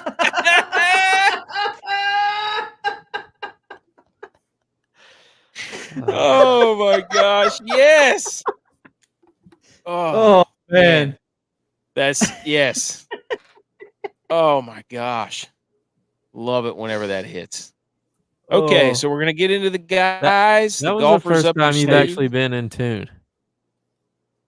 Yes, That it took one me was 3 good. episodes. That's but the I finally best got one it. yet. Thank you. Thank you. Because when you did Morgan Wallen, nobody knew. Okay, No, yeah, let's check the tape. dude, on that was easily the worst. Dude, Another one was like when- Brad Paisley or something. When was the cream All right. between show? Because So we've I got- have been on a hook on cream between. Two ago. Cream betweens, man. baby. That just- And Big C, if you don't know what a cream between is, that's another name for an ice cream sandwich. So you better change your lingo. Yeah, I Now, was Big C, thinking we're going about to take something you on a else. little ride. Yeah, exactly. That's why we call it the A cream Twinkie? between. I almost told I made a joke on the last episode. Hey, honey, reach down in there and get me a nope, not going to say that one on the show. All right, so golfers up your sleeve. This is what we do, Big C. Here's we go. Whatever. We give 4 golfers. We have a won't miss the cut in a million years guy. That was my guy, but there's no cut, so I had to switch it up, and you'll see that in the next slide. Tex has a Seymour Putts Greens Master. Butch P has a social studies course history guy. Javi has the Clarence Carter strokes gained guy. And if you know Clarence Carter, you know he's stroking, baby. Stroking to the east and to the west. Yeah. That's There right. you go. So, all right. So we're going to hit the button here. We're going to get right into this after a pop-up approach. These are And our guess who's- models. Guess this is how, like most people you follow in DFS, they're like, oh, we have this model. Like, follow our model, you'll win. And so we're like, okay, we're going to make fun of that. So here's ours. I had to change the name. So this is AK's G Unit 50 Cent in the club guy. What is this golfer's name right here? That's Todd. Brendan Grace. Oh, What is Memphis Yeah, known that's for South in Africa. relation? God, man. What is Memphis known for Mem- in relation to us? Graceland. Memphis Graceland. Bleak. Thank you. Oh, Yes, here we go. Bass Pro Which Shops. guy? By the way, Brandon Grace is not in the FedEx Cup playoffs. Which Not in the guy? field. He's not. Just follow me here. Which guy is an SEC rival of this state? What school did he go to? Where is this being played? Memphis, Tennessee. Who's a rival of this school? Memphis? Georgia. Okay. Middle name of this golfer is Dean. Dean Dillon Dean Dillon. Oh, the songwriter. helped Yes. write Tennessee Whiskey, He did which is write a it. staple in country music. Chris Stapleton. Okay. This golfer, you saw Brandon Grace, Graceland, Dean, Tennessee, Georgia. This golfer is none other than the golfer that went to Georgia, whose first name is Brendan, not Brendan Grace, but is playing in Tennessee, Tennessee Whiskey, Stapleton. The golfer you're going to play is a 50 G Unit 50 Cent in the club guy is Brendan Todd. Down there at 6,800. Strokes Seven. gained total, 37th. Strokes gained around the green, 3rd. Strokes gained putting, 20th. Driving Who's the accuracy, frat 10th. guy, though? That's Elvis, dude. Approach 50 to 125 yards, 17th. That I don't know if that's Elvis or not. Par 4 scoring, 22nd. There you go. Your G Unit 50 Cent in the club guy, Brendan Todd. You're going to want to put Brendan Todd in your lineup. He's been hot lately. All right. Not advice. Not advice, though. Javi, I believe you're up next. So, Big C, you see how this works, how our models work? Yeah. I made a lineup. And, Okay. I had Justin Rose in at 7,200, and I've now subbed him out for Brendan Todd, not advice. Yes. And if he succeeds, you have to I tag agree. us and tell us everything, how great that is. And if he doesn't succeed, you never met us. Yeah, correct. I hope for a green screen on Sunday afternoon. Yes. Here we go, baby. Okay. Now, next up. Me, Javi. Mm. So Tell you me got what my you hit it. pictures there, Big C. I always reference this at the start is I am definitely not advice guy because I don't look at any stats. I go completely off of Mhm. feel. Mhm.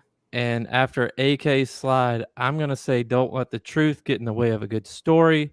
So just let me go here. Click it. We live to deliver FedEx strokes gained. Yes, so I will start with Okay. that, I guess. We live to deliver FedEx Stroke Guy because Clarence Carter, we don't have a cut this week, so I'm changing it. We live to deliver is a FedEx slogan. It's the FedEx St. Judes. Is played in Memphis, Tennessee. Memphis, Tennessee, I think of Mark Cohn walking to Memphis. Walking to I Memphis. put my Yeah. blue suede Blue shoes suede and I boarded the plane. Next, because I have my blue suede shoes on. I think of Elvis Presley blue suede shoes song. 1 for the money, 2 for the show. Which brings me back to Mark Cohn. But boy, you got a prayer in Memphis, because the guy that I'm about to show you is a guy that has relations to Elvis Neverland Ranch, because I said that I would never, ever play him again, and that is Colin Moore at 90. You freaking sellout, dude. You sell out. Full disclosure, I have a lineup with him as well. Kidding me? Hey, Son of a, are you? Is it? I thought that was Jimmy Johnson up there. no, that is Mark Cohn. That was Mark Cohn. Like Jimmy Johnson. Down here, the car ran real good. The car ran real good. It's Jimmy Johnson lows 48. We're with all due respect, every other racer. I have a feeling Colin, shout out the name Colin. No. More Colin. Oh, there it is. Is going to play well this week. Oh, no. All right, who's up next? You idiot. Here we go. Texas Seymour Putts Greensmaster guy. Here we go. I can't believe you did that. So you waited to the playoffs to do that. You sandbagging. All right, leave it. Don't click anymore. This guy was an All-American at UT Chattanooga. Terrell Owens. Ben Hogan, award watch list, top 19, collegiate player. Quarterback. That's my quarterback. Tell me when to hit it, Tex. He was on the BMW International Open, round of 32 in 2009, 2010, British Amateur, and then 2011 U.S. Amateur at the Open. Been in the game for a long time. Real successful in college. Click it. Hey, I have him. Oh, don't. So just be thinking about the logo. 61st in the FedEx Cup currently. First in total birds. Shout out Rio. Shout out 4 Rio. Shout out consecutive cuts. 8th in round 1 scoring. Ooh. However, with all the stats you were reading, I was going back through his stats, and I was like, okay, how does he match up for this course? 142nd in approach from 150 to 175. Not good. Bottom of the barrel, folks. Not good on the narrow fairways either. 164th in rough proximity. 60th in strokes gained approach. 9th around the green though. So he's once you get him close, you got to be good around the green if you can't hit the green from the approach. But he's the overly long mid range. He's going to struggle, but at 7,300, click it again. You serve his eggs over easy. One more time. He's going to send him back and say, I want to scramble. Yeah. Yes. Dude, I didn't know he went to chat. He went to Chattanooga. We've been on You should have put chat. Though. You should have put chat GPT. 4 straight cuts, though. He's hot right now. Yeah. Yeah, but he's terrible. He's terrible on Sundays. All right, Butch P. So we got Jaeger, we got Colin because his virus. Click one more time. Just take one more animation. J-Vi's a coward. There you go. Coward more than Colin. That's what my model said, dude. You can't talk bad about the model. Butch P. All right. Zampic. Kidding. So this player has diabetes. Or they want to lose some weight. Hey. Or they want to lose some weight. Diabetes. That's why we're on MillyGOATS, because we're trying to beat the. But here we go. Social studies, course history guy. I have those 3 pictures. Can you guess who I'm going after? Ricky Tree Petrie. Oh, Thomas Dietrich. I just ruined his model. It's Dietrich. That's a no. Yeah. Oh shit! It's Thomas Dietrich. I don't know if he's just letting us debate or if he's frozen. Big C, what do you think?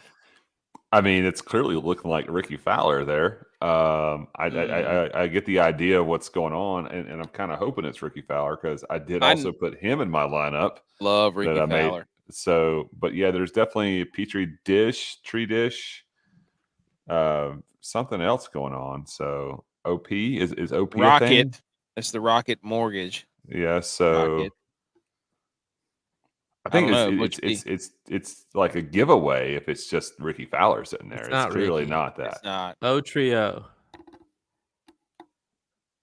Mm.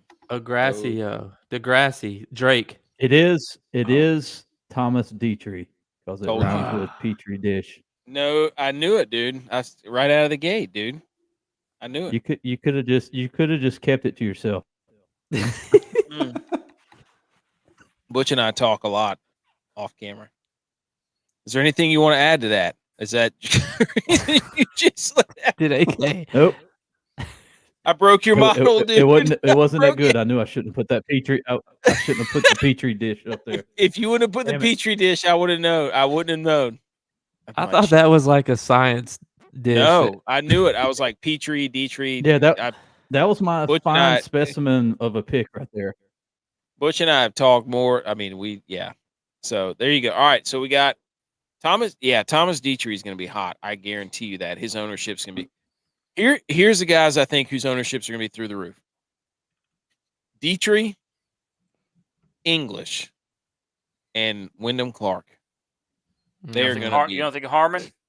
No, not No, coming but- off the open. I think Harmon's going to be low, which is why I have him in my lineup. By the way, I Big have C. one of mine too. I think he's gonna make it, but I think it's I gonna think this be is- like a top 15. You don't think this is a course that suits well to the way he plays? Just I still think 235 look- in the middle of the fairway. Looking don't at his think- numbers, there. no. I don't think he left the open and kept grinding. I think he went on a celebration tour. Drink out of the Claret Cup. Yeah, it's gonna take him a week or two to get back. Yeah, Well, it's been what 3 weeks since the Open has happened. yeah. I think he's Yeah, going to be but fine. actually playing. I think people are going to look at his numbers when you open up his category. It's like driving accuracy, But not he's good. still so strokes. low. Yeah, Who else has played? I mean, Nobody. none of the top guys have played the last. Yeah, but 3 none of the weeks, top guys took a week off to celebrate and except for party. Finau. Finau played one like the 3M, I think. but I mean, there were some dudes in there that I was like, that's going to be high ownership. That is without a doubt going to be high at that price. It was down in that range where, I mean, JT Poston is going to be way over Dietrich and English both. I think Brendan Todd's a guy that Svensson and Brendan Todd are some dudes you can put in there that are going to be like, nobody's going to play them. And Lee Hodges too. So I'm looking to get different. Like, I'm trying to win. DraftKings put out an article and they liked Andrew Putnam. Of course, because he has good course history there. Great course history. Putnam's going to be And- popular. and he English is can- going to be and popular. he's Gotta like look one at of- Henley though at He's one of the best 7,800. putters on tour. Ooh, Henley's at 7,800. Yeah, Henley's 7,800. He's been playing so well. Glover is going to be popular at 7,400, and then nobody's going to be playing McCarthy, but I'm inclined to do so. You know who's been playing really well Benny on, baby. since the Guinness Scottish Open? What? Cam Davis. True, you did play him. Like that's a guy that's going to get very low ownership. Hey, and Big C, he's the same as your Justin Rose, same price. Yeah. I was at Justin Rose and I took him out. Forget Justin Rose. So Two of there his you last go. 5 cuts. Okay, so he's not in form, as they would say. I would not play Justin Rose because I played him too many times to get burned. Now this is the course where he'll probably be like 73 under. But what contest are you playing in? Because that matters. Are you looking for single entry? So what I'm in right now, and of course I can just screenshot and save for later and back out, is a little single bullet dollar entry, nothing crazy. Single entry, or is this a 3 max or like a no? 20 It's max? it's an SE. Okay. Yeah, he said single entry. You just don't listen. Okay. So I said SA earlier. So I was with Single entry. with the 4 guys y'all put together. I was, I think the other two are key, right? I mean, so I got Fowler and Hovland squeezed in with those two. Love Hovland. Those are great picks with the guys that we list. Yeah. I do. Not- I do. Like, I looked at your model and saw the guys that you picture that you didn't pick. Hovland's a baller. Yes, I think Hovland's a he's baller. I think Victor Fitzpatrick Hovland, this round. when it comes down to Ball getting striking. in the gritty, he's won.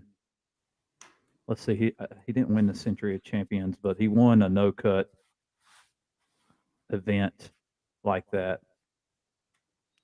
Maybe he did win the Century one time. He won Memorial. But anyway, Hovland can compete. You like my slide here? It says Finn. Fiend. Fowler. That's fresh Fowler's for him. just been having Fowler's back. I mean, that's just all there is. I'm playing to it Fowler. right I mean, there. you can't. It's just all right. J-Vi, play the How Dare You segment. Ready to get into it? Let's go, baby. I had two written down. How dare you? How dare me? How dare you? How dare you? How dare you, sir? You're gross. How dare you? How Dare You is brought to you by Really Neat Outfitters. You can see it on my hat. We got plenty of shirts coming out. We're going to be in a slew of college football T-shirts coming out. We've got plenty. We got Hell Yeah Brother coming for Mississippi State. We got Cocktober coming for South Carolina. We should do a Rocktober for App State, should we not? We could do something like that. Yep. Or y'all could do something like that. Well, you could. Look. We could send them to you. You could promote it on your page. I would rock it. I would rock a shirt for sure. I mean, it's going to be literally Rocktober. For October, I see what you did there, Big C. Hey, the other one would be grab that axe. Not a lot of people know what that means unless you're an App State dude. Promo code GOES gets you spend $60, gets you free shipping and 10% off your order. Really Neat Outfitters, our passion, our family, salt, air, and smiles. Coast Florida, Carolina Roots makes our designs as original as every lineup we're about to give. How dare yous?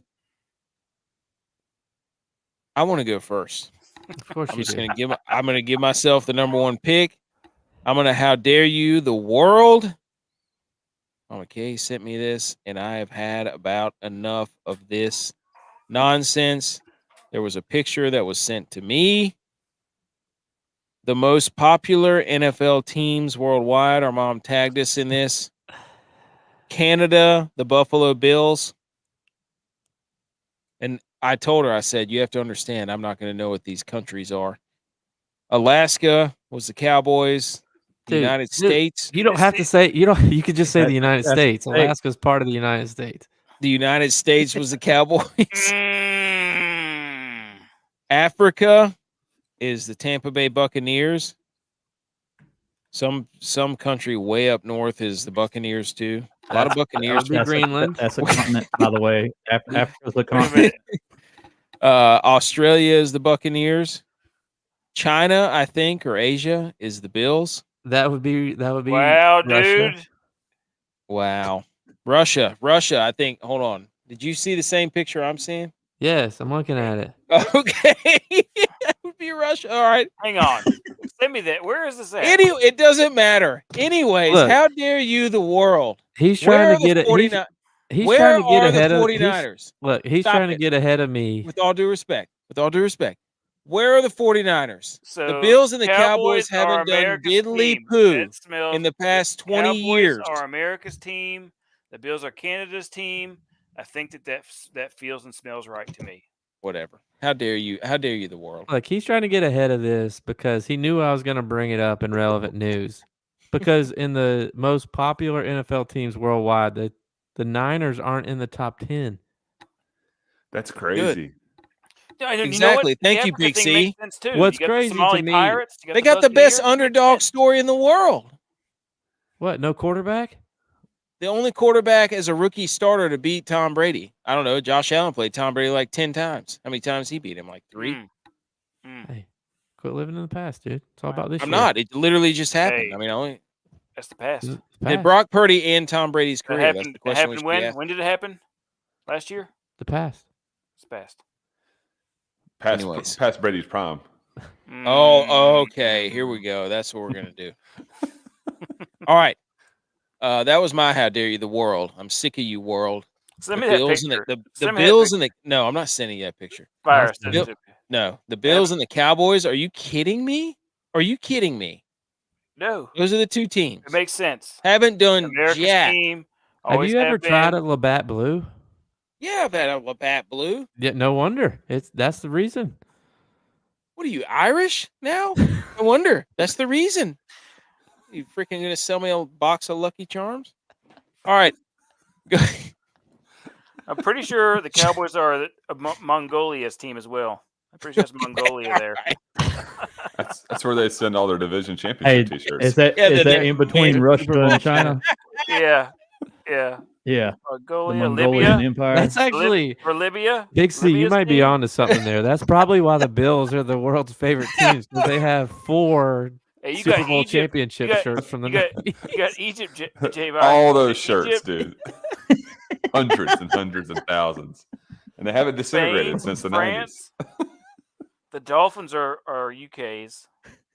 The AK has no idea where stuff is. No, he has no Packers idea. are Dex, you Germany. want to go next on your That's how why he dare you? gets Want me to left. go? Why how dare you is Elon Musk. Because he's talking all this smoke. I'm gonna fight this dude, Facebook man. I'm gonna fight him. Let's fight. Hey, let's fight. Come on, Zuckerberg. Let's just do all this. And he's like, oh, Zuckerberg's like, okay, we're gonna do August 28th. Let's do it. He's like, oh well, I have this thing in my neck. I got to get it fixed. I got surgery. Can't do it. How dare you go out there? Are you hitching your wagon to Zuckerberg? I'm not saying anything good about Zuckerberg. I'm just saying you can't go on Twitter in front of the whole world as 2 billionaires going at it, and then all of a sudden try and take your cookies and go back home because you got DFS perspective. What would you price Zuckerberg and Elon Musk MMA fight? 6,800 both. But how dare you, Elon Musk, pop off at the mouth, bulldog mouth, puppy dog ass, and a stack of dimes for a neck. Oh. Do y'all think that that was agreed upon just to see how much movement they can get on their platforms? Yeah, 100%. That was basically just to see who can push stuff. There's no way they're close to being even the same weight class. No, I mean, Musk is 240, 250.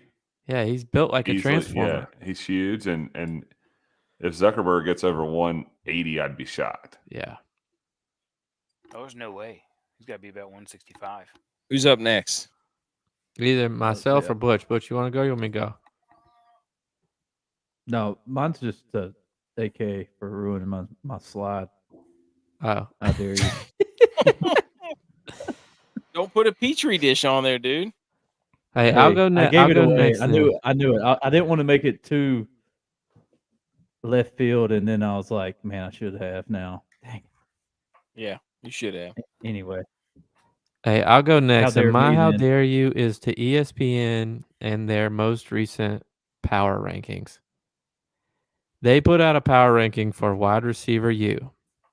Number 1, USC. Jordan Addison, who played there 1 year. Drake London.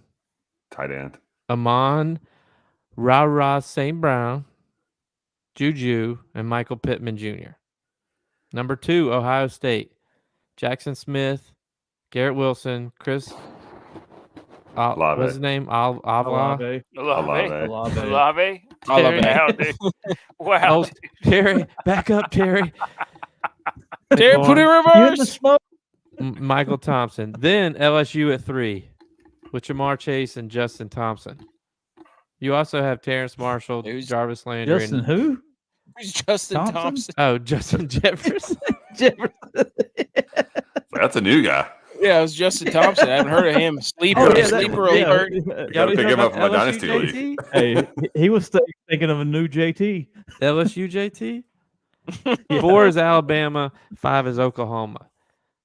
But I get that because they put out an even newer one. quarterback you. Number 1, Oklahoma. Jalen Hurts played there 1 year. Kyler Murray played there 1 year. Baker Mayfield played there 1 year. Jason Sam White. Bradford. Sam Bradford. Shout out Sam Bradford. 2, USC. Sam Darnold, Mark Sanchez, Matt Barkley, Carson Palmer. Number 3, get this one. Number 3, Oregon. Justin Herbert, Marcus Mariota, Kellen Clemens, Joey Harrington. 4 Bama. Where's Dennis Dixon? 4 Bama, 5 Ohio State. Like, Dennis what Dixon are they was doing? What is Dennis Dixon? Dennis Dixon is the most electrifying player Oregon ever had. He was Armani for Power 5. Yeah. I mean, you can't. you I mean, can't what- say that whenever Marcus Mariota won the Heisman. What about Deshaun Watson and Trevor Lawrence? Hey, Did Trevor Lawrence ever win a Heisman? but he No, won he's talking national about for Oregon. championship. Oh, okay. For But Oregon. they both won national championship for Clemson. Who cares? I just can't believe they put Oklahoma number 1 and 4 of the guys they listed played there 1 year. That's not quarterback you. That's Shitbag!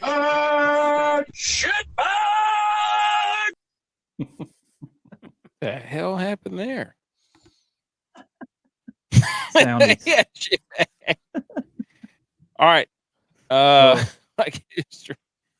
All right. Other relevant sports news. College football. Coming back. Here we go. ECU has a 450-pound offensive lineman. Yeah, did you I'm watch sure the saw highlights of that guy? Big C, did you see Oh that? my gosh. I did see this massive man. Yeah. Holy moly. It's- you Can't know, believe. there's nothing more beautiful than a big old giant offensive lineman just mowing They said dudes down. we were tired of getting pushed around by Georgia. We're going to sign the biggest dude in history to come play at our school. That dude The next needs thing I had was the to top be- 25 scariest night games. Is Utah up there? Top Utah's gonna be up 25 there. scariest night games from Big Game Boomer, who ranked the Black and Gold podcast as the Yeah. best App State podcast. Someone just sent me that same graphic. Yep. Number 1, Penn State. nope. Number No. 2, Not number true. 2, LSU. That's Okay. number 1. Number 1. Like we were supposed to play there, dude. We were supposed to play under the lights at LSU. We And were because of 2008. Yep. And in Hurricane 2005, was in 2005 we did. It was a night game. yeah, and then 2008 we were supposed to go there again. Opening Yep. game 2008. And Number we did. 3. We did later, but yeah. Number 3 is Iowa. Mm, Greatest tradition in sports. Period. Iowa's the greatest tradition in sports. Number 4 is Texas A&M. Number 5 is Auburn. Number 6 is Oregon. Number 7 is South Carolina. Number 8 is Tennessee. Number 9 is Clemson. Number 10 is Florida. Number 11 is Ohio State. Number 12, Utah. mm. Utah, I would put Utah up in the top 5. Oh yeah. You know what's a Just shame? the Is ambiance. Oregon will never play a night game ever again. Right. Not in a conference. No. They're not going to be able to. They won't let them. They're not going to make Michigan play at 9 Eastern. No, Michigan. You know what I mean? So or any of those types. You know what I mean? They're Michigan not going to chooses to play at 12. Like they put in to play right. at That's what 12. they want, but they're not going to play at 12 their time or 11 their time. Yeah. For TV. That's what's going to be really interesting about all this realignment is like, not, but something to think about is like all these teams playing weird times, and you're like, why is Michigan still playing? Like you never get to see Michigan on the TV. Yeah. Of this 25, I think there's 2 that are actually legitimate. It's about right from what he reads to us. It's about right. Well, thing is, with the college football, all the TV and the cable deals are going to streaming, and they buried the Pac-12 when they were trying to get ahead of the streaming game. So they said, no, you're not going to get the benefit of this. We're going to bury you, and then we're going to get the streaming deals because cable television is going under, and it will in the next 5 or 10 years. So it's going to be interesting to see what these TVs streaming deals because everything's streaming now. NFL Sunday disagree. Tickets on YouTube. I disagree. Disney just raised Hulu and whatever all the other packages are because by 20% because sports are coming back. And for me, I'm like, why am I gonna keep increasing what I pay for the subscription? I can just go get basic cable, and watch the same stuff. Well, I mean, I just have satellite, man. It's free. for Yeah, your Bush local has channels. antennas. I do. I mean, y'all are hockey fans, yeah. I mean, Oh, yeah. I'm a Hurricanes fan. Oh, you would be since when? 2016. Since I went to the Stanley Cup in 2006. Your face, dude. That was a great time being an app during the summer too. Oh God, man, what a summer! God, yeah. I had some That was friends get married incredible. because of that summer. They met at Geno's and they're like, "Who are these people?" And they're not Yes. even like people you'd see at Geno's. Just happened to meet each other. Boom, married. 15 years later. I was taking some summer courses. But no trying to lie, get yeah, I'm not grades gonna up lie. and I've been a hockey stay fan as long alive. as hockey's been in the Carolinas. So, but yeah, like if you're talking about streaming and money and subscribers and all that good stuff, like it really like scared me last year when it was like Bally was coming out and they're like, it's going to cost you $150 to watch Hurricanes home games. And I was like, what in the world? And I'd rather watch the Hurricanes than watch the Hornets, you know. Yeah. And that's almost the same, you know. I agree. I don't like the idea of there needs to be an a la carte, like an affordable a la carte option, so we don't have All to buy these everything. massive networks are going to branch off like Peacock did and CBS. Like you're going to have to pay for each one of these individual subscriptions. And Well, the one of the playoff games is strictly on Peacock, so you're gonna have to create an account. I remember watching an NFL Thursday night game on my phone and getting off Wi-Fi because I'm so into fantasy football. I'm like, I'm not gonna, I can't watch it at my house, but I have to watch it over cellular. Yeah. And I'm like, this is ridiculous. I'll go on the front porch and. Well, it's going to ruin all the group chats. So it's going to be like, yeah, you're not talking about the game. This is going to circulate. It's going to circulate money in the economy because I'm not going to just subscribe to Peacock for one playoff game. I'm going to just go to the restaurant and watch that one game that I want to watch, right? If the restaurant has Peacock. They probably have to pay a commercial rate. Yeah. Well, if they're doing it right. Why the hell would you want to go watch the Cowboys? Because a lot of them don't have the Amazon games. Yeah. Like we've been on the road, we've been on different things, and we'll try to go to the restaurant on Thursday night, and nobody has it on. So not paying the commercial rate to put it on 15 TVs. I just wonder how live betting is going to affect some of the stuff that's streaming too, because people are going to want to be able to get into that type of action.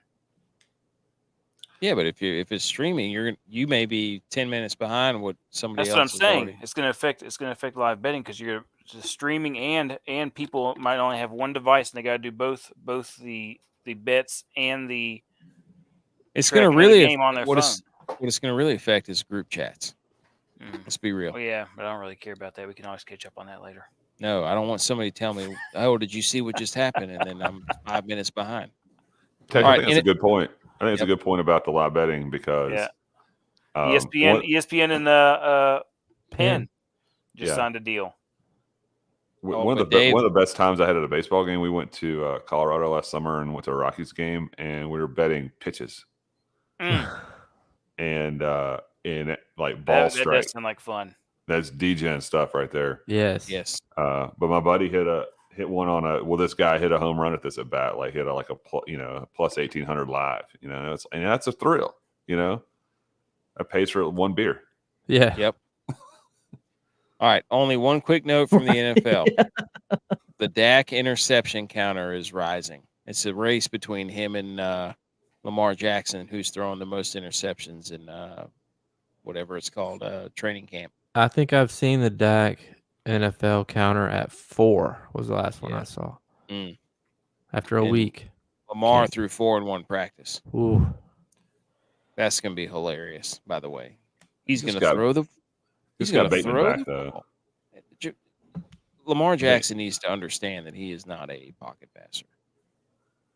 He's not. I would be shocked if he had a really good year this year. I think that's why they got Zay Flowers, because they got tried and went. And OBJ. Yeah, they went and got like a bunch of these like wide receiver stiffs for so long that just didn't make sense, and they really now have a little bit of like a Tyreek Hill Jr. and Zay Flowers. That's fine. They just got don't- him so they can tell him this is why we didn't give you money what you're asking for. Yeah. Yeah. Dump off King. I think that's what you're going to see out of Lamar Jackson this year. He won't dump it off. That's not in his nature. It's not. It's never- an ego thing. He's like Cam. Yeah. But he's never had that though, so who knows? And then the other one was N'Keal Harry, suck it, Dylon. N'Keal Harry for the Vikings, wide receiver. Might remember him at Arizona State. He's going to wear number 28 for the Vikings. I just had to get that jab in there for Dylon. Suck it. Receiver 28. The real 28. Yep, the real 28 in Minnesota. N'Keal Harry. That's a decision on his part. Yes, Dylon on our show is a yeah. What else, Anyways, AK? that's do what? So what else? What do you mean? Was that? What else? What else do we got? Skipping Richard Sherman, gonna reignite the FS1. What's it called? Undisputed.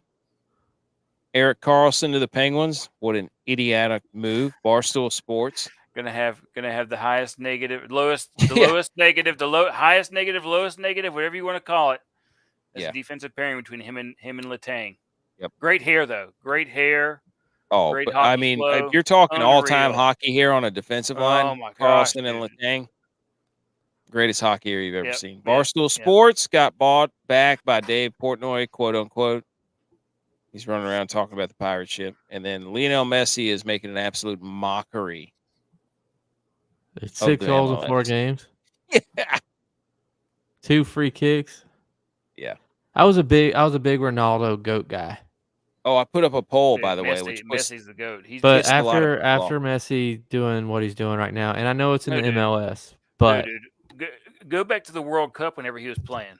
no, Watching him run around world class athletes like they're standing still, and they can't touch him. You got 3 guys who couldn't touch him.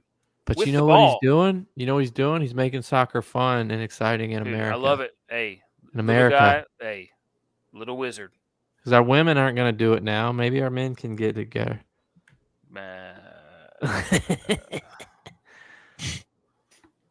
oh man, what's yeah, up. but Messi. Ooh. Make football violent again. Oh, there goes Bretismo. He's a transplant Pittsburgh Penguins fan.